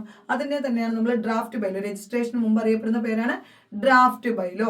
അതായത് ഇപ്പൊ നമ്മളൊരു മെസ്സേജ് ഒക്കെ സെൻഡ് ആയില്ലെങ്കിൽ അത് ഡ്രാഫ്റ്റിലല്ലേ ഉണ്ടാവുക. അതേപോലെ തന്നെ രജിസ്ട്രേഷന് മുമ്പ് ബൈലോ എന്ത് പേരിൽ അറിയപ്പെടും? Draft bylaw എന്നറിയപ്പെടും. ഈ ഡ്രാഫ്റ്റ് ബൈലോന്റെ എത്ര കോപ്പി വേണം? 3 കോപ്പി. ഡ്രാഫ്റ്റ് ബൈലോന്റെ എത്ര കോപ്പിയാണ്? 3 കോപ്പി ആപ്ലിക്കേഷൻ്റെ ഒപ്പം വെക്കണം. ഇനി ഏരിയ ഓഫ് ഓപ്പറേഷൻ അനുസരിച്ച് ട്രഷറിയിൽ ചലാൻ അടയ്ക്കണം. അത് റൂൾ 3ൽ 6 ആണ്. ഞാനത് പറയുമ്പോൾ ഒന്നിച്ചങ്ങ് പറയാം. വലിയ മാറ്റം വന്നതാണ്, ഓർത്തോളൂ. Society within a taluk 2500. ഞാൻ പഴയ ഫീസ് പറയുന്നതേ ഇല്ല. ഇനി നിങ്ങളുടെ മനസ്സിൽ പഴയ ഫീസ് ഉണ്ടായിട്ട് കാര്യമില്ല, ഞാനത് അത്ര ഭംഗിയായി പഠിച്ചതാന്ന് പറഞ്ഞിട്ട് കാര്യമില്ല. ഇത് പഠിക്കണം. അപ്പൊ ഇനി ഇതേ ഞാൻ പറയുന്നുള്ളൂ കേട്ടോ. നോക്കൂ, വിത്തിൻ എ താലൂക്ക്, ഒരു താലൂക്കിനുള്ളിലാണ് ഏരിയ ഓഫ് ഓപ്പറേഷൻ എങ്കിൽ 2500. ഇനി more than 1 taluk less than 1 district, ഒരു താലൂക്കിന് മുകളിലും ജില്ലയിൽ താഴെയുമാണെങ്കിൽ 5000, ഒരു ജില്ലയാണെങ്കിൽ 6250. സ്റ്റേറ്റ് ആണെങ്കിൽ, അതായത് മോർ ദാൻ 1 ഡിസ്ട്രിക്ട്, സ്റ്റേറ്റ് എന്ന് പറയുന്നില്ല, മോർ ദാൻ 1 ഡിസ്ട്രിക്ട് ആണെങ്കിൽ 12500. മാറ്റമില്ലാത്ത 2 പേരുണ്ട്. വനിതാ SC/STക്ക് 500, സ്കൂൾ കോളേജിന് 100 രൂപ. ഇത്രയും ചലാൻ അടയ്ക്കണം. Registration fees area of operation അനുസരിച്ച് ഒരു താലൂക്കിലാണെങ്കിൽ 2500, ഒരു താലൂക്കിന് മുകളിലും ജില്ലയിൽ താഴെയുമാണെങ്കിൽ 5000, ജില്ല 6250, ജില്ലയ്ക്ക് മുകളിൽ 12500, വനിതാ SC/ST 500 രൂപ, സ്കൂൾ കോളേജ് 100 രൂപ. ഇത് റൂൾ 3-6 രജിസ്ട്രേഷൻ ഫീസിനെ കുറിച്ച് പറയുന്നത്. Rule 3 section 6 application for registration. ഇങ്ങനെ ചെയ്തിട്ട് രജിസ്ട്രേഷൻ എന്ത് ചെയ്യണം? ഈ ഫോം ഇതെല്ലാം വെച്ചുകൊണ്ട്, അതായത് പ്രപ്പോസ്ഡ് ബൈലോന്റെ 3 കോപ്പി, ഈ പറയുന്ന രജിസ്ട്രേഷൻ ഫീസ് അടച്ച challan, form number 1 duplicate prepare ചെയ്ത് നമ്മൾ രജിസ്ട്രാർക്ക് സബ്മിറ്റ് ചെയ്യുന്നു. മുന്നേ എങ്ങനെയായിരുന്നു എന്ന് വെച്ച് കഴിഞ്ഞാൽ ബൈ രജിസ്റ്റേർഡ് പോസ്റ്റ് അല്ലെങ്കിൽ ബൈ ഇൻ പേഴ്സൺ, നേരിട്ട് പോയിട്ട് ഇൻ പേഴ്സൺ അല്ലെങ്കിൽ ബൈ പോസ്റ്റ് ആയി രജിസ്റ്റേർഡ് പോസ്റ്റ് ആയിരുന്നു. പക്ഷെ ഇപ്പൊ നമുക്ക് ഓൺലൈൻ ആയിട്ടും കൂടി സബ്മിറ്റ് ചെയ്യാമെന്ന് പുതിയ റൂളിൽ അമെൻമെന്റ് വന്നിട്ടുണ്ട്. ഇത്രയും കാര്യങ്ങളാണ് രജിസ്ട്രേഷനെ കുറിച്ച് ഓർക്കാനുള്ളത്. ഇതെല്ലാം എക്സാമിന് ചോദിച്ചിട്ടുണ്ട്. ഇനി അവിടെ minimum paid up share capital പറയേണ്ടത് ക്രെഡിറ്റ് സൊസൈറ്റിക്കും അതേപോലെ തന്നെ നോൺ ക്രെഡിറ്റ് സൊസൈറ്റിക്കും, അത് നമ്മൾ സെക്ഷൻ 7 പറയുന്നത്. അപ്പൊ നമുക്ക് ആദ്യം സെക്ഷൻ 6 റൂൾ 3 ഒന്ന് നോക്കാം. ഓക്കെ, സെക്ഷൻ 6 റൂൾ 3 നോക്കാം. Section 6 mentioned about application for registration. The application for registration shall be accompanied by 3 copies of proposed bylaw. ഞാൻ പറഞ്ഞു proposed bylawന്റെ 3 കോപ്പി വേണം. രജിസ്ട്രേഷന് മുന്നേ ബൈലോ എന്ത് പേരിൽ അറിയപ്പെടുന്നു? ഡ്രാഫ്റ്റ് ബൈലോ എന്നാണ് അറിയപ്പെടുന്നത്. ഈ 3 കോപ്പി എന്തുകൊണ്ടാണ് ഇങ്ങനെ എടുത്തെടുത്ത് പറയുന്നത്? ബൈലോ അമെൻമെന്റിന്റെ സമയത്ത് അമെൻഡ് ചെയ്യേണ്ട ബൈലോന്റെ എത്ര കോപ്പിയാ വെക്കുക? 4 കോപ്പിയാ വെക്കുക. ഇവിടെ 3 കോപ്പി, അവിടെ 4 copy. ഓർക്കണേ. Minimum number of persons required to form a cooperative society 25 from different family. Different ഫാമിലിയിൽ നിന്നുള്ള 25 പേര് വേണം. ഫാമിലി മെമ്പേഴ്സ് പല സ്ഥലത്ത് പറയുന്നുണ്ട്. അതായത് ഇവിടെ ഒരു ഫാമിലി മെമ്പറെ ഡിഫൈൻ ചെയ്യുന്നുണ്ട്. സെക്ഷൻ 29 പുതുതായിട്ട് ആനുവൽ ജനറൽ ബോഡി നടക്കുമ്പോൾ എംപ്ലോയീസും അതേപോലെ തന്നെ മാനേജിംഗ് കമ്മിറ്റി മെമ്പേഴ്സും അവരുടെ സംഘത്തിലേക്കുള്ള ലയബിലിറ്റി ഓരോ വർഷവും വെളിപ്പെടുത്തണം. അവിടെ ഒരു ഫാമിലി മെമ്പർ വരുന്നുണ്ട്. മാനേജിംഗ് കമ്മിറ്റിയുടെ എലക്ഷൻ പറഞ്ഞ അതേപോലെ തന്നെ അവിടെ തെരഞ്ഞെടുപ്പ് വരില്ലേ, അവിടെ ഒരു ഫാമിലി മെമ്പറെ പറയുന്നുണ്ട്. അതേപോലെ ഡൈയിങ് ഇൻ ഹാർനസിൽ ഒരു ഫാമിലി മെമ്പർ വരുന്നുണ്ട്. എല്ലാ ഫാമിലി മെമ്പറേയും കൂടെ ഞാൻ ഒരുമിച്ചെടുത്ത് പറഞ്ഞുതരാം കേട്ടോ. ഇൻ ഇൻഡസ്ട്രിയൽ കോപ്പറേറ്റീവ് സൊസൈറ്റി 10 കൊയറും ഹാൻഡ്ലൂമും ഒഴികെയുള്ള ഇൻഡസ്ട്രിയൽ കോപ്പറേറ്റീവ് സൊസൈറ്റി രജിസ്റ്റർ ചെയ്യാൻ എത്ര പേര് വേണം? 10 പേര് വേണം. ഒരു ഹാൻഡിക്രാഫ്റ്റ് സൊസൈറ്റിക്ക് 10 പേര് വേണം. പറഞ്ഞപ്പോൾ എന്തായാലും ഇതിന്റെ കൂടെ ഒരു പോയിന്റ് പറഞ്ഞിട്ടെ. ചൈനയിലാണ് ഇൻഡസ്കോസ് ഉള്ളത്. ചൈനയിലെ ഇൻഡസ്ട്രിയൽ കോപ്പറേറ്റീവ് സൊസൈറ്റി ഇൻഡസ്കോസ് CSCB ചോദിച്ച ചോദ്യമാണ്. ഒരു ഇൻഡസ്കോസ് രജിസ്റ്റർ ചെയ്യാൻ എത്ര പേര് വേണം? അവിടെ 7 പേരാണ് വേണ്ടത്. കേരളത്തിൽ ഒരു കോപ്പറേറ്റീവ് സൊസൈറ്റി രജിസ്റ്റർ ചെയ്യാൻ എത്ര പേരാണ് മക്കളെ? 25 മെമ്പേഴ്സ് ഫ്രം ഡിഫറെന്റ് ഫാമിലി. കൊയറും ഹാൻഡ്ലൂമും ഒഴികെയുള്ള ഇൻഡസ്ട്രിയൽ സൊസൈറ്റിക്ക് 10 പേര്, ഹാൻഡിക്രാഫ്റ്റ് സൊസൈറ്റിക്ക് 10 പേര്. ചൈനയിലെ ഇൻഡസ്കോസിന്റെ കാര്യം ചോദിച്ചാൽ 7 ഓർത്ത് വെച്ചാൽ മതിയേ.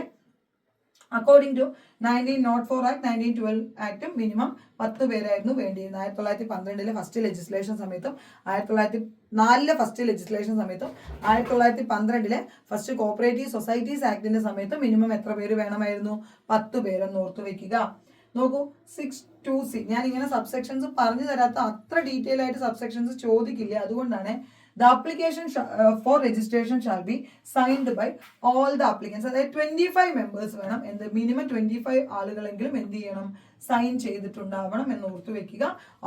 അപ്ലിക്കൻസ് അതായത് ഓൾ ദ മെമ്പേഴ്സ്, എല്ലാ മെമ്പേഴ്സുമാണ് എന്ത് ചെയ്യേണ്ടത്? അതായത് 25 പേരെങ്കിലും അറ്റ്ലീസ്റ്റ് വേണം. ഇനി അതിൽ കൂടുതലുണ്ടെങ്കിൽ അവരെല്ലാവരും എന്തിൽ സൈൻ ചെയ്യണം? അപ്ലിക്കേഷനിൽ സൈൻ ചെയ്യണം എന്ന് ഓർത്ത് വെക്കുക. Application must be in form number 1 in duplicate, 2 copy prepare ചെയ്യണം. Application should be submitted by the chief promoter. നമ്മൾ പറഞ്ഞു പ്രൊമോട്ടേഴ്സ് കമ്മിറ്റി രൂപീകരിച്ചു, 3 മുതൽ 5 അംഗങ്ങളുള്ളത്. അതിൽ നിന്ന് ഒരാളെയാണ് ചീഫ് പ്രൊമോട്ടർ ആക്കുക. അദ്ദേഹമാണ് എന്ത് ചെയ്യേണ്ടത്? അപ്ലിക്കേഷൻ സബ്മിറ്റ് ചെയ്യേണ്ടത്. കൂടുതൽ എന്തെങ്കിലും ഇൻഫർമേഷൻ രജിസ്ട്രാർക്ക് ആവശ്യമുണ്ടെങ്കിൽ അദ്ദേഹം ആവശ്യപ്പെടുന്നതും ആരിൽ നിന്നായിരിക്കും? ചീഫ് പ്രൊമോട്ടറിൽ നിന്നായിരിക്കും. Promoters committee is the first committee formed for the purpose of registration. It consists of 3 to 5 members. They elect a chief promoter. 3 മുതൽ 5 അംഗങ്ങളുള്ള പ്രൊമോട്ടർ. അതാണ് ഒരു സംഘത്തിന്റെ രജിസ്ട്രേഷനുമായി ബന്ധപ്പെട്ട് രൂപീകരിക്കുന്ന ഫസ്റ്റ് കമ്മിറ്റി. അടുത്തത് നോക്കൂ.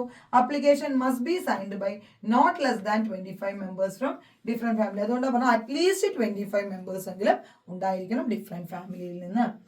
3 copies of proposed bylaw. Draft bylaw എന്ന് പറയും. രജിസ്ട്രേഷന് മുമ്പ് ബൈലോ അറിയപ്പെടുന്ന പേരെന്താണ്? Draft bylaw.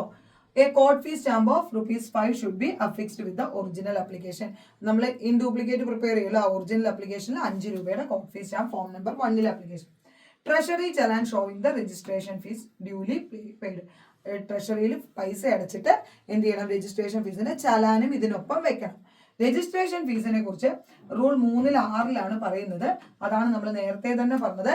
Within a taluk ആണെങ്കിൽ 2500, more than 1 taluk, less than 1 district ആണെങ്കിൽ 5000, 1 ഡിസ്ട്രിക്ട് ആണെങ്കിൽ 6250, മോർ ദാൻ 1 ഡിസ്ട്രിക്ട് ആണെങ്കിൽ 12500, വനിത SC STക്ക് 500, സ്കൂൾ കോളേജിന് 100. കഴിഞ്ഞ എക്സാമിന് സ്കൂൾ കോളേജ് ചോദിച്ചിരുന്നു നിങ്ങളോട്. റൂൾ 3 സെയിം നമ്മൾ പറഞ്ഞിട്ടുണ്ട്. ആക്ടിൽ പറഞ്ഞ അതേ കാര്യങ്ങളാണ് എന്തിൽ വരിക? റൂളിൽ വരിക. മാറ്റമുള്ളത് മാത്രം നമുക്ക് നോക്കിയാൽ മതി. Mentioned about application for registration. Application form number 1 3 copies of proposed ബൈലോന്റെ 3 കോപ്പി വേണം വെക്കാൻ. ഇതൊക്കെ ചെയ്യണം. പിന്നെന്താ? Mention about scheme showing the details of the soundness of proposed business of the society.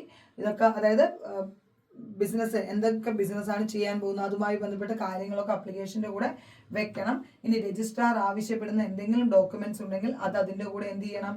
വെക്കണം. എല്ലാ മെമ്പേഴ്സും അറ്റ്ലീസ്റ്റ് 25 മെമ്പേഴ്സ് അല്ലെങ്കിൽ കൂടുതൽ പേരുണ്ടെങ്കിൽ അത്രയും പേര് അതിൽ സൈൻ ചെയ്തിട്ടുണ്ടാവണം. ഇതൊക്കെ സെയിം ആണ്. ഇനി ഇവിടെ ശ്രദ്ധിക്കൂ. For the purpose of registration, any member of the applicant is a registered society. A member of the committee of that society shall be authorized by the committee of that society by a resolution to sign the application, and a copy of that resolution shall be appended to the application. അതായത് ഇനി ഏതെങ്കിലും ഒരു സംഘത്തില് മറ്റൊരു സംഘം registered സൊസൈറ്റിയാണ് member ആവുന്നതെങ്കിൽ അവർക്ക് വേണ്ടി ഒപ്പിടാനായിട്ട് ഒരു member ഒപ്പിടണമല്ലോ. അവർക്ക് വേണ്ടി ഒപ്പുവെക്കാനായിട്ട് എന്ത് ചെയ്യും? മാനേജിങ് കമ്മിറ്റി ഒരു വ്യക്തിയെ ഓതറൈസ് ചെയ്യുമെന്ന് ഓർത്തു വെക്കുക. ഇനി for the purpose of registration any member of statutory or non statutory body. അതായത് ഒരു സൊസൈറ്റി ആണെങ്കിൽ ആ സൊസൈറ്റിയുടെ മാനേജിങ് കമ്മിറ്റി ഒരു മെമ്പറെ ചുമതലപ്പെടുത്തും അപ്ലിക്കേഷനിൽ സൈൻ ചെയ്യാനായിട്ട്. ഇനി മെമ്പറായിട്ട് വരുന്ന ഒരു നോൺ സ്റ്റാറ്റ്യൂട്ടറി ബോഡിയോ അല്ലെങ്കിൽ സ്റ്റാറ്റ്യൂട്ടറി ബോഡിയോ ആണെങ്കിൽ എന്ത് ചെയ്യണം? That body shall authorise any person to sign the application. ആരെങ്കിലും ഒരാളെ എന്ത് ചെയ്യാനായി ചുമതലപ്പെടുത്തും? അപ്ലിക്കേഷനിൽ സൈൻ ചെയ്യാനായിട്ട് ചുമതലപ്പെടുത്തും. The application for registration shall be sent to registrar by registered post or by person എന്നായിരുന്നു. അവിടെ നോക്കൂ, 3-7 കൂട്ടിച്ചേർത്തു. Every application for the registration of a cooperative society shall be submitted and processed through online or on physical mode. ഒന്നുകിൽ physical mode, അതായത് registered പോസ്റ്റോ നേരിട്ടോ, അതല്ല എങ്കിൽ through online processing. അതായത് every application for registration of cooperative society shall be submitted and processed. Submit ചെയ്യുന്നതും process ചെയ്യുന്നതും online വഴി കൂടി ആവാം. റൂൾ 3-7 കൂട്ടിച്ചു. ഓക്കെ, അപ്ലിക്കേഷൻ ഫീ 3-6 പറഞ്ഞു. അത് കഴിഞ്ഞിട്ട് ഒരു 3-7 വന്നു. അടുത്തത് സെക്ഷൻ 7 രജിസ്ട്രേഷൻ. മോസ്റ്റ് ഇമ്പോർട്ടൻ്റ് ആയിട്ടുള്ള 3 കാര്യങ്ങൾ പുതുതായിട്ട് മാറ്റം വന്നു. 2 മാറ്റവും 1 പുതുതായിട്ട് കൂട്ടിച്ചേർത്തു. ഒന്നാമത്തെ കാര്യം, ഒരു രജിസ്ട്രാറുടെ മുന്നിൽ ഒരു സംഘം രജിസ്റ്റർ ചെയ്യാനുള്ള രജിസ്ട്രേഷനുള്ള അപ്ലിക്കേഷൻ ലഭിച്ചാൽ വിത്തിൻ 60 days അദ്ദേഹം അത് ഡിസ്പോസ് ചെയ്യും. Within 60 days. ഓക്കെ, ഇത് മാറിയതാണ് 60 days. ഇനി അതേപോലെ തന്നെ 7-2 പ്രകാരം അപ്ലിക്കേഷൻ റിജക്റ്റ് ചെയ്യുകയാണെങ്കിൽ ആ വിവരം 15 ദിവസത്തിനുള്ളിൽ കമ്മ്യൂണിക്കേറ്റ് ചെയ്യും. എത്ര ദിവസത്തിനുള്ളിൽ? 15 ദിവസത്തിനുള്ളിൽ കമ്മ്യൂണിക്കേറ്റ് ചെയ്യും. ഇത് 2 മാറ്റം. മൂന്നാമതായിട്ട് വന്നത് എന്താ? 7 ഒരു F എന്ന് പറഞ്ഞൊരു സബ്സെക്ഷൻ കൂട്ടിച്ചേർത്തു. Minimum paid up share capital. ഒരു ക്രെഡിറ്റ് സൊസൈറ്റിക്ക് മിനിമം 2.5 ലക്ഷം രൂപയും നോൺ ക്രെഡിറ്റ് സൊസൈറ്റിക്ക് 1 ലക്ഷം രൂപയും. വനിത, SC ST, school, fisheries, transgenders ഇവരെയൊക്കെ ഇതിൽ അതേപോലെ തന്നെ നമ്മുടെ ആപ്കോസ് ഇവരെയൊക്കെ ഈ മിനിമം പെയ്ഡ് അപ്പ് ഷെയർ ക്യാപിറ്റലിന്റെ റൂളിൽ നിന്ന് എന്ത് ചെയ്തിട്ടുണ്ട്, അല്ലെങ്കിൽ ആ നിബന്ധനയിൽ നിന്ന് എന്ത് ചെയ്തിട്ടുണ്ട്? ഒഴിവാക്കിയിട്ടുണ്ട്. നോക്കാം. ഇതേ കാര്യം എവിടെ പറയും? സെക്ഷൻ 7-ലും റൂൾ 4-ലും registration. Okay, നോക്കൂ section 7. A society may be registered within a period of 60 days from the date of application. Application ലഭിച്ച് 60 ദിവസത്തിനുള്ളിൽ രജിസ്ട്രേഷനിൽ തീരുമാനമെടുക്കും. The area of operation of the proposed society and the area of operation of another society of similar type do not overlap. ഒരേ ടൈപ്പുള്ള സൊസൈറ്റികളുടെ area of operation എന്ത് ചെയ്യാൻ പാടില്ല? Overlap ചെയ്യാൻ പാടില്ല. Where the registrar refuses to register a society, he shall communicate the order of refusal together with reasons. കാരണം കാണിച്ചുകൊണ്ട് within 15 days, അതും ഓർത്തു വെക്കണം. റിജക്ഷൻ കമ്മ്യൂണിക്കേറ്റ് ചെയ്യുന്ന എത്ര ദിവസം കൊണ്ടാണ്? 15 days എന്ന് ഓർക്കുക. നോക്കൂ, order of refusal of registration നോക്കൂ, റൂൾ 4-5 പ്രകാരമാണെങ്കിൽ 15 days. മുമ്പ് 7-2 പ്രകാരമാകുമ്പോൾ 15 ആയിരുന്നില്ലല്ലോ, 7 ദിവസമായിരുന്നു. അതുകൊണ്ടാണ് ഇത് എടുത്തു പറയുന്നത്.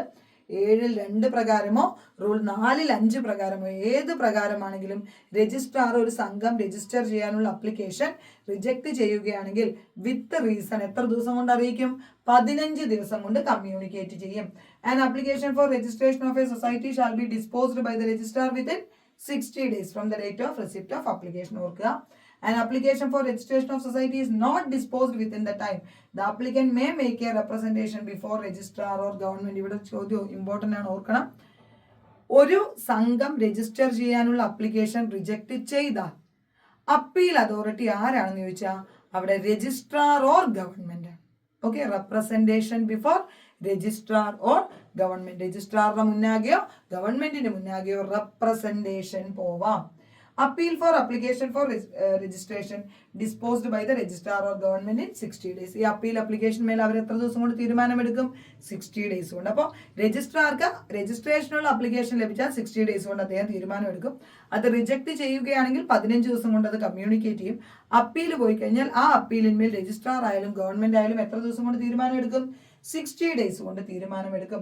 7F ഞാൻ പറഞ്ഞില്ലേ, കൂട്ടിച്ചേർത്തു എന്ന് ശ്രദ്ധിക്കൂ.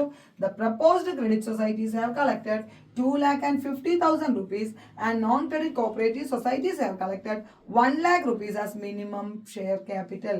അതായത് മിനിമം ഷെയർ ക്യാപിറ്റൽ വരുന്നു ഒരു ക്രെഡിറ്റ് സൊസൈറ്റിക്ക് 2.5 ലക്ഷം രൂപയും minimum share capital of non credit society 1 lakh rupeesമാണെന്ന് ഓർക്കുക.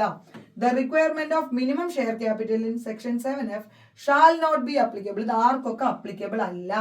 ഷെഡ്യൂൾഡ്, SC/ST, ഫിഷറീസ്, വനിത, transgenders, primary, APCOS, school college, traditional industries, ഇത്രയും പേർക്ക് ഇത് അപ്ലിക്കബിൾ അല്ല. ഓർത്തു വെച്ചേക്കണം. മിനിമം ഷെയർ ക്യാപിറ്റൽ ഒരു ക്രെഡിറ്റ് സൊസൈറ്റിക്ക് 2.5 ലക്ഷം രൂപയും ഒരു നോൺ ക്രെഡിറ്റ് സൊസൈറ്റിക്ക് 1 ലക്ഷം രൂപയുമാണ്. അത് ആർക്കൊക്കെ ബാധകമല്ല? SC/STക്ക്, ഫിഷറീസ്, വനിത, transgender, APCOS, school college, traditional industries. Okay, അടുത്ത ശ്രദ്ധിക്കൂ. The registrar may register the society and its bylaw within a period of 60 days. പലവട്ടം പറഞ്ഞാണ്, പുതിയ മാറ്റമായതുകൊണ്ട് ഒന്നുകൂടി പറഞ്ഞു എന്നേ ഉള്ളൂ. ആ പ്രപ്പോസ്ഡ് ബൈലോയും അതേപോലെ തന്നെ സംഘത്തിന്റെ രജിസ്ട്രേഷനും എത്ര ദിവസം കൊണ്ട്? 60 days കൊണ്ട്, 15 ദിവസം കൊണ്ട് കമ്മ്യൂണിക്കേറ്റ് ചെയ്യണം. അപ്പീലിന്മേൽ 60 days തീരുമാനമെടുക്കും. റൂൾ 4 ഇത് തന്നെയാണ് പറയുന്നത്, രജിസ്ട്രേഷൻ ഓഫ് കോപ്പറേറ്റീവ് സൊസൈറ്റി. അവിടെ ഒരു ഫോം നമ്പർ 2 വരുന്നു. Form number 1 application for registration. Form number 2 registrar ഈ രജിസ്ട്രേഷന്റെ അപ്ലിക്കേഷനുമായി ബന്ധപ്പെട്ട് സബ്മിറ്റ് ചെയ്യുന്ന പർട്ടിക്കുലേഴ്സ് എവിടെ മെയിൻറ്റെയിൻ ചെയ്യും? ഒരു രജിസ്റ്ററിൽ മെയിൻറ്റെയിൻ ചെയ്യും. ആ രജിസ്റ്ററിന്റെ ഫോമാണ് ഫോം നമ്പർ 2. ഓക്കെ, ആകെ 39 ഫോം അപ്പൻഡിക്സ് 2 ഇത് ഫോം നമ്പർ 2 എന്താണ്? Particulars of register application in the register maintained in form number 2. അതേപോലെ തന്നെ രജിസ്റ്റർ അഡീഷണൽ ഇൻഫർമേഷൻ എന്തെങ്കിലും വേണമെങ്കിൽ ഞാൻ പറഞ്ഞു, ചീഫ് പ്രൊമോട്ടറിൽ നിന്ന് അദ്ദേഹം വാങ്ങും. If the society registered by the registrar a certificate of registration is issued in form number 3 with a copy registered bylaw. Registered ബൈലോയോടൊപ്പം ഫ്രീ ഓഫ് കോസ്റ്റിന് രജിസ്ട്രേഷൻ സർട്ടിഫിക്കറ്റ് ഇഷ്യൂ ചെയ്യും. Form number 3 section 8 rule 4 section 8 ആണ് എപ്പോഴും ചോദിക്കുക. Registration certificate free of കോസ്റ്റിനായിരിക്കും. നോക്കൂ, registration certificate contain date and registration number. ഇത് എക്സാമിന് ചോദിച്ചിട്ടുണ്ട്. രജിസ്ട്രേഷൻ സർട്ടിഫിക്കറ്റിൽ ഇല്ലാത്തത് എന്താണെന്നൊരു ചോദ്യം ചോദിച്ചിട്ടുണ്ട്. രജിസ്ട്രേഷൻ സർട്ടിഫിക്കറ്റിൽ ഉള്ളത് എന്താണെന്നൊക്കെ പഠിച്ചു വെക്കുക. സംഘത്തിന്റെ പേരുണ്ടാവും, സംഘം രജിസ്റ്റർ ചെയ്ത ഡേറ്റ് ഉണ്ടാവും, സംഘത്തിന്റെ രജിസ്ട്രേഷൻ നമ്പർ ഉണ്ടാവും, രജിസ്ട്രാറുടെ ഒപ്പും സീലും ഉണ്ടാവും, സംഘം രജിസ്റ്റർ ചെയ്തിട്ടുള്ള ജില്ല, ആ ജില്ലയുടെ കോഡ് ഉണ്ടാവും. Okay, code of the district ഉണ്ടാവും. പക്ഷെ ഒരിക്കലും ഇല്ലാത്തത് ഏരിയ ഓഫ് ഓപ്പറേഷൻ ഉണ്ടാവില്ല. രജിസ്ട്രേഷൻ സർട്ടിഫിക്കറ്റിൽ ഇല്ലാത്തത് ഏതെന്ന് CSAB പലതവണ എക്സാമിന് ചോദിച്ചു. ഇപ്പോൾ ഏരിയ ഓഫ് ഓപ്പറേഷൻ ഉണ്ടാവില്ല. നോക്കൂ, registrar shall reject the application for registration if the proposed society will not fulfil the economic interest of public അല്ലെങ്കിൽ members in accordance with the cooperative principles mention in schedule 2 or against the preamble of the act. ഏതെങ്കിലും തരത്തിൽ section schedule 2 പറയുന്ന cooperative principles follow ചെയ്യാതിരിക്കുകയോ അല്ലെങ്കിൽ ആക്ടിന് against ആവുകയോ പബ്ലിക്കിന്റെ അല്ലെങ്കിൽ മെമ്പേഴ്സിന്റെ economic welfare പരിഗണിക്കാതിരിക്കുകയോ ഒക്കെ ചെയ്തിട്ടുണ്ടെങ്കിൽ ആ സംഘത്തിന്റെ രജിസ്ട്രേഷൻ രജിസ്ട്രാർ പരിഗണിക്കില്ല. 4-5 പ്രകാരം നമ്മൾ പറഞ്ഞു, രജിസ്ട്രേഷൻ റിജക്ട് ചെയ്യുകയാണെങ്കിൽ 15 ദിവസത്തിനുള്ളിൽ അത് കമ്മ്യൂണിക്കേറ്റ് ചെയ്യും. Registrar shall dispose the application within 60 days. മാറ്റിയതാണ് 4-6 അമെന്റ്മെന്റ് കൊണ്ടുവന്നാണ് വിത്തിൻ 60 ഡേയ്സ്. നമുക്കറിയാവുന്ന കാര്യമാണ്. A copy of registration certificate together with a copy of bylaw sent to the financing bank, central or apex society, circle cooperative union or state cooperative union. അതായത് registration സർട്ടിഫിക്കറ്റും അതേപോലെ തന്നെ ഒരു registered bylaw, proposed bylaw മാറി കണ്ടാൽ മതി, registered ബൈലോന്റെ ഒരു കോപ്പിയും അയച്ചു കൊടുക്കുമെന്ന് ഓർത്ത് വെക്കുക. റൂൾ 4A, ഇവിടെ ഒരു പുതിയ അമെന്റ്മെന്റ് വന്നിട്ടുണ്ട്, അതുകൊണ്ട് ഓർക്കണേ. Rule 4A, manor of issuing certificate of the registration certificate is ഇർറിക്കവർ. അതായത് ഡ്യൂപ്ലിക്കേറ്റ് രജിസ്ട്രേഷൻ സർട്ടിഫിക്കറ്റ് സെക്ഷൻ 8-2 നമ്മൾ ഡീറ്റെയിൽ ആയിട്ട് പഠിക്കും. ഒരു രജിസ്ട്രേഷൻ സർട്ടിഫിക്കറ്റ് ഒരിക്കലും തിരികെ കിട്ടാത്ത വിധം നഷ്ടപ്പെട്ടു പോയാൽ എന്ത് ഇഷ്യൂ ചെയ്യും? ഡ്യൂപ്ലിക്കേറ്റ് രജിസ്ട്രേഷൻ സർട്ടിഫിക്കറ്റ് ഇഷ്യൂ ചെയ്യും. Form number 3A. ഏതാണ് ഫോം? ഫോം നമ്പർ 3A എന്ന് ഓർത്തു വെക്കുക. Okay, duplicate registration certificate. ഇനി അവിടെ ശ്രദ്ധിക്കുക, നമ്മൾ എന്ത് നോക്കിയിട്ടാണ് നമുക്ക് ഡ്യൂപ്ലിക്കേറ്റ് രജിസ്ട്രേഷൻ സർട്ടിഫിക്കറ്റ് തരിക എന്ന് ചോദിക്കും. ലാസ്റ്റ് ഓഡിറ്റ് റിപ്പോർട്ടും അതേപോലെ തന്നെ relevant documents with the registrar. രജിസ്ട്രാറുടെ കയ്യിൽ ഡോക്യുമെന്റ്സ് ഉണ്ടാവും. കാരണം റൂൾ 11 പ്രകാരം ഫോം നമ്പർ 4 ഒരു രജിസ്റ്റർ മെയിൻറ്റെയിൻ ചെയ്യും. ഇതുവരെ രജിസ്റ്റർ ചെയ്തിട്ടുള്ള എല്ലാ സംഘങ്ങളുടെ ഡീറ്റെയിൽസും ബൈലോന്റെ ഡീറ്റെയിൽസും ഒക്കെ അതിലുണ്ടാവും, അമെന്റ്മെന്റിന്റെ ഡീറ്റെയിൽസ് ഒക്കെ. അങ്ങനെയുള്ള റെലവെന്റ് ഡോക്യുമെന്റ്സും കൂടെ നോക്കിയിട്ടാണ് രജിസ്ട്രാർ എന്ത് കൊടുക്കുക? ഡ്യൂപ്ലിക്കേറ്റ് രജിസ്ട്രേഷൻ സർട്ടിഫിക്കറ്റ് ഇഷ്യൂ ചെയ്യുക. Form number 3A. ഇപ്പൊ പുതുതായിട്ട് കൂട്ടിച്ചേർത്താണ് rule 4B, manner of issuing certificate in the event of change name of society. Section 10 നമ്മൾ പഠിക്കും. ചേഞ്ച് നെയിം, ഒരു സൊസൈറ്റിയുടെ പേര് ബൈലോ അമെന്റ് ചെയ്തുകൊണ്ട് മാറ്റാവുന്നതാണ്. അങ്ങനെ പേര് മാറ്റി കഴിയുമ്പോൾ സ്വാഭാവികമായിട്ടും അവിടെ രജിസ്ട്രേഷൻ സർട്ടിഫിക്കറ്റ് മാറ്റേണ്ടതായിട്ട് വരും. അത്തരത്തിലുള്ള സാഹചര്യത്തില് അവർക്ക് വേറെ രജിസ്ട്രേഷൻ സർട്ടിഫിക്കറ്റ് ഇഷ്യൂ ചെയ്യാൻ ഡ്യൂപ്ലിക്കേറ്റ് ആണെന്ന് പറയാൻ പറ്റില്ല. പേര് മാറ്റിയിട്ട് രജിസ്ട്രേഷൻ സർട്ടിഫിക്കറ്റ് ഇഷ്യൂ ചെയ്യുമ്പോൾ ഫോം നമ്പർ 3B. അപ്പോൾ ഫോം നമ്പർ 3യിൽ registration certificate, duplicate registration certificate form number 3A. പേര് മാറ്റിയതുമായി ബന്ധപ്പെട്ട് കിട്ടുന്ന ന്യൂ രജിസ്ട്രേഷൻ സർട്ടിഫിക്കറ്റ് 3B. മനസ്സിലായോ? നോക്കൂ, manor of issuing certificate in the event of change name of the society. In the event of change of name of society, the certificate to be issued by the registrar under subsection 2 of section 10 shall be in form number 3B appendix 2. അതായത് 3B എന്നൊരു പുതിയ form വന്നു, പഠിക്കണം. Section 8 ഞാൻ പറഞ്ഞു, registration certificate. Most important document of a cooperative society എന്ന് പറഞ്ഞാൽ registration certificate ആണ്. അതൊരു പെർമനന്റ് ഡോക്യുമെന്റ് ആണ്.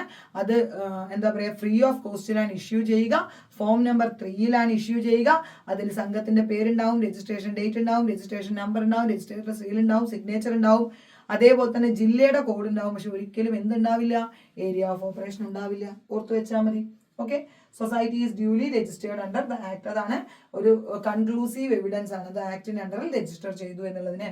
Registrar shall have the power to issue and sign the registration certificate. 8-2 duplicate registration സർട്ടിഫിക്കറ്റിനെ പറയുന്ന ഫോം നമ്പർ 3A പറയുന്നത്. Where the registrar is satisfied that original registration certificate is irrecoverably lost, then registrar shall issue duplicate registration certificate. എന്ത് നോക്കിയിട്ടാണ് issue ചെയ്യുക? Audit certificate and records available with the registrar. രജിസ്ട്രാറുടെ കയ്യിലുള്ള records നോക്കിയിട്ടും അതേപോലെ തന്നെ audit certificate നോക്കിയിട്ടുമാണ് registration certificate issue ചെയ്യുക. ഡ്യൂപ്ലിക്കേറ്റ് രജിസ്ട്രേഷൻ സർട്ടിഫിക്കറ്റ് ഇഷ്യൂ ചെയ്യേണ്ട അതോറിറ്റി എന്ന് വെച്ചാൽ രജിസ്ട്രാർ. രജിസ്ട്രേഷൻ സർട്ടിഫിക്കറ്റ് ഇഷ്യൂ ചെയ്യാൻ ഒരൊറ്റ അതോറിറ്റി ഉള്ളൂ, രജിസ്ട്രാർ. ഓക്കെ, വളരെ ഇമ്പോർട്ടൻ്റ് ആയിട്ടുള്ള ഒരു കാര്യത്തിലേക്ക് കടക്കുന്നതിന് മുമ്പ് application for registration section 6 rule 3 പറഞ്ഞു. രജിസ്ട്രേഷൻ സെക്ഷൻ 7 റൂൾ 4 പറഞ്ഞു. രജിസ്ട്രേഷൻ സർട്ടിഫിക്കറ്റ് റൂൾ 4 അതേപോലെ തന്നെ 4A duplicate registration certificate, 4B പേര് മാറ്റുമ്പോൾ പുതിയ രജിസ്ട്രേഷൻ സർട്ടിഫിക്കറ്റ്, 8 അത് പറഞ്ഞു. ഇനി ഒറ്റൊരു കാര്യം കൂടി, 8-2 duplicate registration. 8A affiliation to apex or central society. ഓരോ സംഘവും അതിന്റെ അപ്പെക്സ് ഓർ സെൻട്രൽ സൊസൈറ്റിയിൽ അഫിലിയേറ്റ് ചെയ്യണം. ഇത്തവണ അതായത് 2025 ഫെബ്രുവരി 15 നടന്ന എക്സാമിൽ ചോദിച്ചൊരു ചോദ്യമുണ്ട്.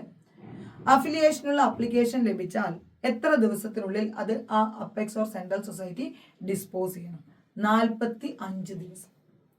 അവരത് ചെയ്തില്ലെങ്കിൽ അല്ലെങ്കിൽ റിജക്ട് ചെയ്താൽ, റെഫ്യൂസ് ചെയ്താൽ, ചെയ്ത് 30 ദിവസത്തിനുള്ളിൽ രജിസ്ട്രാർക്ക് അപ്പീൽ കൊടുക്കുക.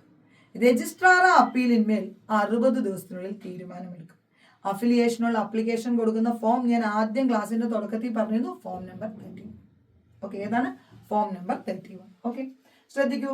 Form section 8A mentioned about affiliation to apex or central society. ഇത് തന്നെയാണ് റൂൾ 16E പറയുന്നത്, affiliation to apex or central society. Section 8A 2 ഇവിടെയാണ് മാറ്റം വന്നത്. And application for affiliation to apex or central society shall be determined within 45 days from the date of receipt of application. Application ലഭിച്ച് 45 ദിവസത്തിനുള്ളിൽ തീരുമാനിക്കണം. Form number 31 മറക്കരുത്, പലവട്ടം ചോദിച്ചതാണ്. Whether the apex or central society reject the application for affiliation, the aggrieved society may file an appeal before the registrar within 30 days from the date of receipt of such order. Refuse ചെയ്ത് കഴിഞ്ഞാൽ 30 days 30 ദിവസത്തിനുള്ളിൽ രജിസ്ട്രാറെ സമീപിക്കാം. Registrar അതിന്മേൽ 60 ദിവസത്തിനുള്ളിൽ തീരുമാനമെടുക്കും.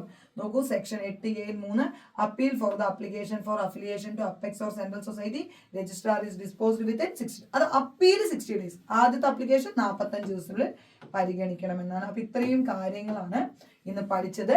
എനിക്കറിയാം നിങ്ങൾ പഠിച്ചിട്ടുണ്ടാവും. നിങ്ങൾക്ക് ബോർഡിൽ കാണുന്ന ഈ PDF നിങ്ങൾക്ക് വേണമെന്നുണ്ടെങ്കിൽ നമ്മുടെ വാട്സപ്പ് നമ്പർ ഇതിന്റെ താഴെ, ഈ വീഡിയോന്റെ താഴെ ഉണ്ടാവും. അപ്പം നിങ്ങൾക്ക് ആ വാട്സപ്പ് നമ്പറിൽ ഒന്ന് വാട്സപ്പ് ചെയ്യുകയാണെങ്കിൽ ഇതിന്റെ PDF, ഞാൻ മുഴുവൻ PDF എന്നല്ല പറയുന്ന, ഈ ക്ലാസ്സിന്റെ PDF നിങ്ങൾക്ക് തരുന്നതായിരിക്കും. ഓക്കെ, ഇനി ഇത്രയും പഠിച്ചു കഴിഞ്ഞവരോട് ഒരു ചെറിയ കാര്യം പറയാനുള്ളത്, ഓരോ പരീക്ഷ കഴിയുമ്പോഴും നമുക്ക് 2 വിഭാഗം ആളുകൾ വരും. ഓക്കെ, ഓരോ പരീക്ഷ കഴിയുമ്പോഴും നമുക്ക് എന്തുണ്ടാവും? ഒരു 2 കാറ്റഗറി ഓഫ് ആളുകൾ ഉണ്ടാവും. ഒരു കാറ്റഗറി എന്തായിരിക്കും? രക്ഷപ്പെട്ടു, കഴിഞ്ഞു, പരീക്ഷ കഴിഞ്ഞു, അതോടുകൂടി സക്സസ് ആയി എന്ന് വിചാരിക്കുന്ന ഒരു കാറ്റഗറി. ഇനി രണ്ടാമത്തെ കാറ്റഗറി ആരാ? ഇത്തവണയും ഞാൻ രക്ഷപ്പെട്ടില്ലല്ലോ, അല്ലെങ്കിൽ ഇത്തവണയും പ്രതീക്ഷിച്ചതിന് വിപരീതമായിട്ട് കുറേ ചോദ്യങ്ങൾ വന്നു, അറിഞ്ഞുകൊണ്ട് തെറ്റി, അല്ലെങ്കിൽ അവിടെ മാർക്ക് പോയി, ഇവിടെ മാർക്ക് പോയി, വീണ്ടും പഠിക്കണമല്ലോ എന്ന്, നിർത്തണോ പഠിക്കണോ എന്ന് തീരുമാനിക്കുന്ന ഒരു വിഭാഗം. അവർക്ക് വേണ്ടിയിട്ടാണ് ഇനിയുള്ള ഭാഗം.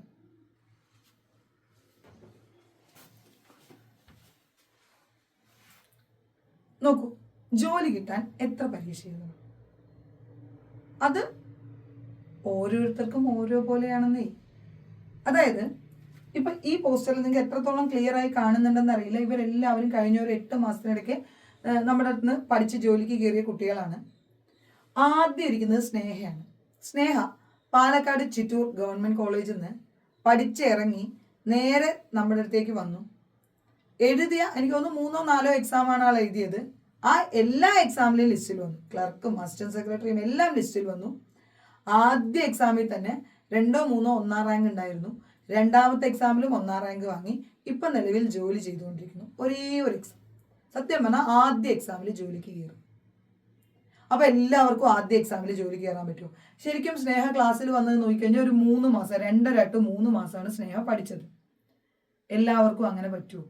പറ്റില്ല. പക്ഷെ അങ്ങനെ പറ്റുന്നവരും ധാരാളമുണ്ട്. ഓക്കെ, ഇതിൽ തന്നെ ഞാൻ കാണിച്ചു തരാം. നിങ്ങൾക്ക് ഫസ്റ്റ് എക്സാമിൽ ജോലിക്ക് കയറിയ വേറെയും പലരും ഉണ്ട്. ഇന്ന് പഴമ്പാലക്കോട് SCBയിൽ അസിസ്റ്റന്റ് സെക്രട്ടറി ആയിരിക്കുന്ന നമ്മുടെ അനുഗ്രഹമുണ്ട്. അനുവിന്റെ പോസ്റ്റർ പഴയ മുന്നേ നമ്മൾ പ്രിന്റ് ചെയ്ത ഇതിലെവിടെയോ ഉണ്ട്, എനിക്ക് തോന്നുന്നു ഇതിലുണ്ട്. അനു പഴമ്പാലക്കോട് SCBയുടെ ഇവിടെ ഉണ്ട്. അനുഗ്രഹ പഴമ്പാലക്കോട് SCBയിലെ അസിസ്റ്റന്റ് സെക്രട്ടറി ആണ്. നിങ്ങൾക്ക് അത്ര ആളുടെ ഫേസ് ക്ലിയർ ആവുന്നുണ്ടാവില്ല. അപ്പോൾ ഈ അനു ഫസ്റ്റ് എക്സാമിലാണ് അസിസ്റ്റന്റ് സെക്രട്ടറി ആവുന്നത്. ഇങ്ങനെയും കുറേ പേരുണ്ടെന്നേ. കാസർഗോഡ് നിന്ന് നവ്യുണ്ട്, ഫസ്റ്റ് എക്സാമിൽ കയറിയ ദീപയുണ്ട്. ഇങ്ങനെ ഒരുപാട് പേര് ഫസ്റ്റ് എക്സാമിൽ കയറുന്നുണ്ട്. എന്ന് വെച്ച് ഫസ്റ്റ് എക്സാം എഴുതി കയറുന്നവർ മാത്രമാണോ മിടുക്കന്മാര്? അല്ലല്ലോ. ഈ ഫോട്ടോന്റെ തൊട്ടടുത്തിരിക്കുന്ന ആദർശ് ഉണ്ട്. നിങ്ങൾക്ക് ഫോട്ടോ ക്ലിയർ, ഫേസ് ക്ലിയർ ആവുന്നുണ്ടാവില്ല. കണ്ണൂര് മട്ടന്നൂർ കോപ്പറേറ്റീവ് റൂറൽ ബാങ്കിന്റെ ചീഫ് അക്കൗണ്ടന്റ് ആണ്.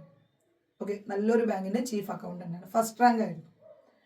ആദർശ് ദേവിക പ്ലസ് പോയിന്റിൽ പഠിക്കാൻ ചേരുന്നത് 2021 നവംബറിലാണ്. എൻ്റെ ഓർമ്മ ശരിയാണെങ്കിൽ ICM കണ്ണൂരിൽ നിന്നാണ് കോച്ചിങ് കഴിഞ്ഞ് നേരെ നമ്മുടെ അടുത്ത് വന്ന് ജോയിൻ ചെയ്യുകയാണ് ചെയ്തത്. അവൻ അപ്പം നോക്കൂ, ആലോചിച്ച് നോക്കൂ, കണ്ടിന്യൂസ് ആയിട്ടൊരു 3 വർഷത്തോളം പഠിച്ചു. ഞാൻ കഴിഞ്ഞ ദിവസം ആ ചാറ്റ് എല്ലാം എടുത്തു നോക്കുമ്പോൾ എല്ലാ സമയത്തും റെഗുലറായിട്ട് ഫീസ് അടച്ചിട്ടുണ്ട്, റെഗുലറായിട്ട് ക്ലാസ് റിന്യൂ ചെയ്തിട്ടുണ്ട്, പഠിച്ചുകൊണ്ടേയിരുന്നു. പലപ്പോഴും 1/2 മാർക്ക് 1 മാർക്കിന് പോയി. പക്ഷേ ഇന്ന് അവൻ അവൻ്റെ നാട്ടിലെ ഏറ്റവും നല്ല ബാങ്കിൽ ചീഫ് അക്കൗണ്ടൻ്റായി ഫസ്റ്റ് റാങ്കോടെ. അതായത് ആദ്യത്തെ ഇരിക്കുന്ന ആൾ ഒരു എക്സാമേ എഴുതിയുള്ളൂ. ആദർശിനോട് ചോദിച്ചാൽ ആദർശ് ചിലപ്പോൾ 5, 6, 7, 10 എക്സാം എഴുതി എക്സ്പീരിയൻസ് ആദർശ് പറഞ്ഞു തരും. എത്ര എക്സാം എഴുതുന്നു എന്നുള്ളതിലല്ല കാര്യം, എത്ര കാലം പഠിക്കുന്നുള്ളൂ എന്നുള്ളതിലും അല്ല കാര്യം. ഏറ്റവും നന്നായി പഠിച്ച് ജോലിയിലേക്ക് എത്തുക എന്നുള്ളതിലാണ് കാര്യം. അതിനൊരൊറ്റ പോംവഴിയേ ഉള്ളൂ. ഇന്നിപ്പോൾ ആക്ടും റൂളും പഠിക്കുമ്പോൾ ഇത് പഠിച്ചതുകൊണ്ട് കാര്യമില്ല.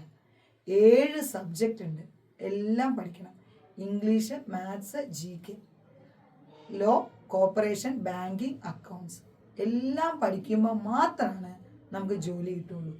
തൊട്ടടുത്ത് ഐശ്വര്യ ഉണ്ട്, പട്ടാമ്പി അർബനിലാണ്, പെരിന്തൽമണ്ണ അർബനിലാണ് വർക്ക് ചെയ്യുന്നത്.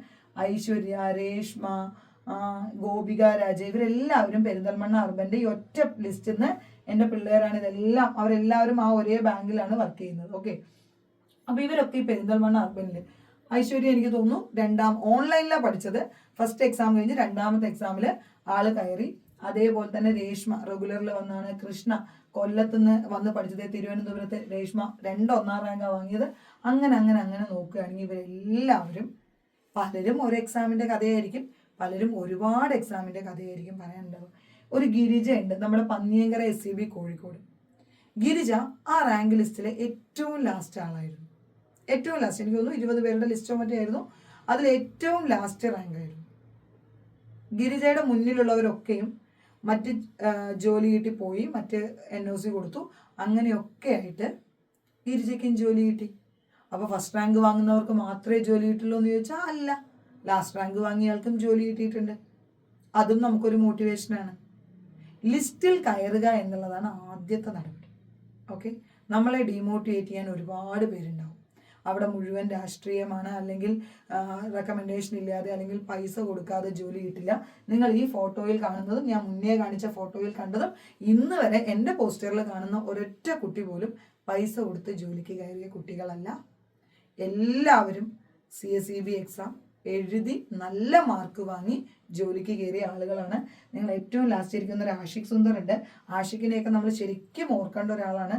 കാരണം എന്താണെന്ന് വെച്ച് കഴിഞ്ഞാൽ ആഷിഖ് 4 എക്സാം അര മാർക്കിന് പോകും. അതായത് കട്ട് ഓഫ് 62 വന്നാൽ അവൻ 61 വാങ്ങും. കട്ട് ഓഫ് 61 വന്ന എക്സാം അവൻ 60 വാങ്ങും. അവസാനം 3 എക്സാം കഴിഞ്ഞപ്പോൾ ആൾക്ക് മടുത്തു, നിർത്തിയിട്ട് പറഞ്ഞു, ഞാൻ ഇനി പോവുകയാണ് മിസ്സേ, ഞാൻ എന്തോ ഒരു പാർട്ട് ടൈം ജോലിക്ക് പോകാന്നുകൊണ്ട് ഒരു ദിവസം എങ്ങാണ്ട് അങ്ങോട്ട് പോയി. അവിടെ ഉള്ളവർ അവനെ അവിടുന്ന് തിരിച്ചു വിട്ടു. നീ അങ്ങോട്ട് പോകരുതെന്ന് പറഞ്ഞ് തിരിച്ചു വിട്ടു. ഞാൻ പറഞ്ഞു ഒരു കാരണവശാലും പോകരുത്, നിനക്ക് വേണ്ടി എന്തോ നല്ലത് വരും. നമ്മൾ അങ്ങനെയാണല്ലോ മോട്ടിവേറ്റ് ചെയ്യുക, ഇതൊന്നും കാര്യമാക്കണ്ട, നിനക്ക് വേണ്ടി ബെസ്റ്റ് വരുന്നുണ്ട്, അതുകൊണ്ടാണെന്നൊക്കെ പറഞ്ഞ് കുറേ ആളെ മോട്ടിവേറ്റ് ചെയ്ത് അവിടെ പിടിച്ചിരുത്തി. ഇന്ന് എടപ്പള്ളി SCBയുടെ അസിസ്റ്റന്റ് സെക്രട്ടറിയാണ്. ഓക്കെ, ഏറ്റവും നല്ലൊരു ബാങ്കിൽ അസിസ്റ്റന്റ് സെക്രട്ടറി ആയി. ഏറെ കാത്തിരുന്നാണ് വീടിൻ്റെ അടുത്തുള്ള ബാങ്കിൽ ക്ലർക്ക് വരുന്നത്. ഇപ്പോൾ അവൻ ആ ക്ലർക്കിൻ്റെ ലിസ്റ്റിലുണ്ട്, പക്ഷേ ഇൻ്റർവ്യൂ പോലും അറ്റൻഡ് ചെയ്യാൻ താല്പര്യമില്ല. കാരണം എന്താണെന്ന് വെച്ചാൽ ഇപ്പോൾ കിട്ടിയിരിക്കുന്നത് അതിലും നല്ല ജോലിയാണ്. അപ്പം നിങ്ങൾക്ക് എപ്പോഴെങ്കിലും തോന്നുകയാണ് ഇനി പഠിച്ചു മടുത്തു, ഞാൻ നിർത്തുകയാണ്, ഞാൻ പിന്നോട്ട് പോവുകയാണ് എന്ന് നിങ്ങൾ തീരുമാനിച്ചാൽ നിങ്ങൾ മനസ്സിലാക്കുക, വിജയത്തിൻ്റെ ലാസ്റ്റ് സ്റ്റെപ്പിലാണ് നിങ്ങൾ നിൽക്കുന്നത്. ഒരു കാലും കൂടി എടുത്ത് വെച്ച് കഴിഞ്ഞാൽ അത് സക്സസ് ആണ്. ആ ഒരു കാലെടുത്ത് വെക്കാതെ പിന്നോട്ട് പോവരുത്. എത്ര എക്സാം എഴുതി എന്നുള്ളതിൽ കാര്യമില്ല, എത്ര കാലം പഠിച്ചു എന്നുള്ളതും പ്രശ്നമല്ല. നമുക്ക് ആത്യന്തികമായിട്ട് ഒറ്റ കാര്യമേ ഉള്ളൂ, നമ്മുടെ ലക്ഷ്യത്തിലേക്ക് നമ്മൾ എത്തണം. അതിന് വേറൊരു പോംവഴിയില്ല കുട്ടികളെ. എല്ലാ സബ്ജക്റ്റിലും ഒരുപോലെ മാർക്ക് വാങ്ങണം, എല്ലാ സബ്ജക്റ്റിലും എക്സ്പേർട്ട് ആവണം. എനിക്ക് 110 സെക്ഷനും അറിഞ്ഞോളൂ, പക്ഷെ എനിക്ക് അക്കൗണ്ട്സ് അറിയില്ലെങ്കിൽ പോയി, എനിക്ക് ഇംഗ്ലീഷ് അറിയില്ലെങ്കിൽ പോയി. എനിക്ക് എല്ലാ സബ്ജക്റ്റും അറിയാം, ഞാൻ എല്ലാം പഠിക്കുന്നുണ്ട്, എല്ലാത്തിനും ഞാൻ ഈക്വൽ ഇമ്പോർട്ടൻസ് ആണ് കൊടുക്കുന്നതെങ്കിൽ നിങ്ങൾക്ക് ഉറപ്പായിട്ടും ജോലി കിട്ടും. ഇപ്പം സത്യം പറഞ്ഞാൽ ഈ ബാക്കിയുള്ള എല്ലാവരും ചോദിക്കും മിസ് എന്താ എന്നെക്കുറിച്ച് പറഞ്ഞില്ല എന്ന്. ഓരോരുത്തരെ കുറിച്ചും പറയാൻ എനിക്ക് ഒരുപാട് കാര്യങ്ങളുണ്ട്. അൻസുവിനെ ഞാൻ ഇന്ന് വരെ കണ്ടിട്ടില്ല, പക്ഷേ നമ്മുടെ ഓൺലൈൻ ക്ലാസ്സിൽ ജോയിൻ ചെയ്യുന്ന ദിവസം ആൾ എന്നോട് പറഞ്ഞത് എൻ്റെ വീടിൻ്റെ അടുത്തുള്ള ബാങ്കിൽ വിളിക്കും മിസ്സേ, എനിക്ക് അത് വാങ്ങണം, എനിക്ക് അത് തന്നെ കിട്ടണം. അപ്പം ഞാൻ എന്നും പറയും അതിൻ്റെ 1ാം റാങ്ക് നീയാന്ന് വേണ്ടി ഞാൻ എന്നും നമ്മുടെ ലൈവ് ക്ലാസ്സിനിടയിൽ ആളോട് ക്വസ്റ്റ്യൻ ചോദിക്കുമ്പോൾ ഞാൻ ആ ബാങ്കിൻ്റെ പേരൊക്കെ പറഞ്ഞിട്ട് അവിടുത്തെ പറഞ്ഞിട്ടാണ് ചോദിക്കാറുള്ളത്. ആൾ അവിടെയും വാങ്ങിച്ചു. അത് കഴിഞ്ഞ് മറ്റൊരു അർബൻ ബാങ്കിൽ ഇപ്പോൾ ജോലി ചെയ്തുകൊണ്ടിരിക്കുകയാണ്. അപ്പോൾ ഇവരെല്ലാവരും പഠിച്ച് എക്സാം എഴുതി ജോലി വാങ്ങിയ ആളുകളാണ്. ഒരു കാരണവശാലും പിന്നോട്ട് പോവരുത്. പഠിക്കുക. Thank you.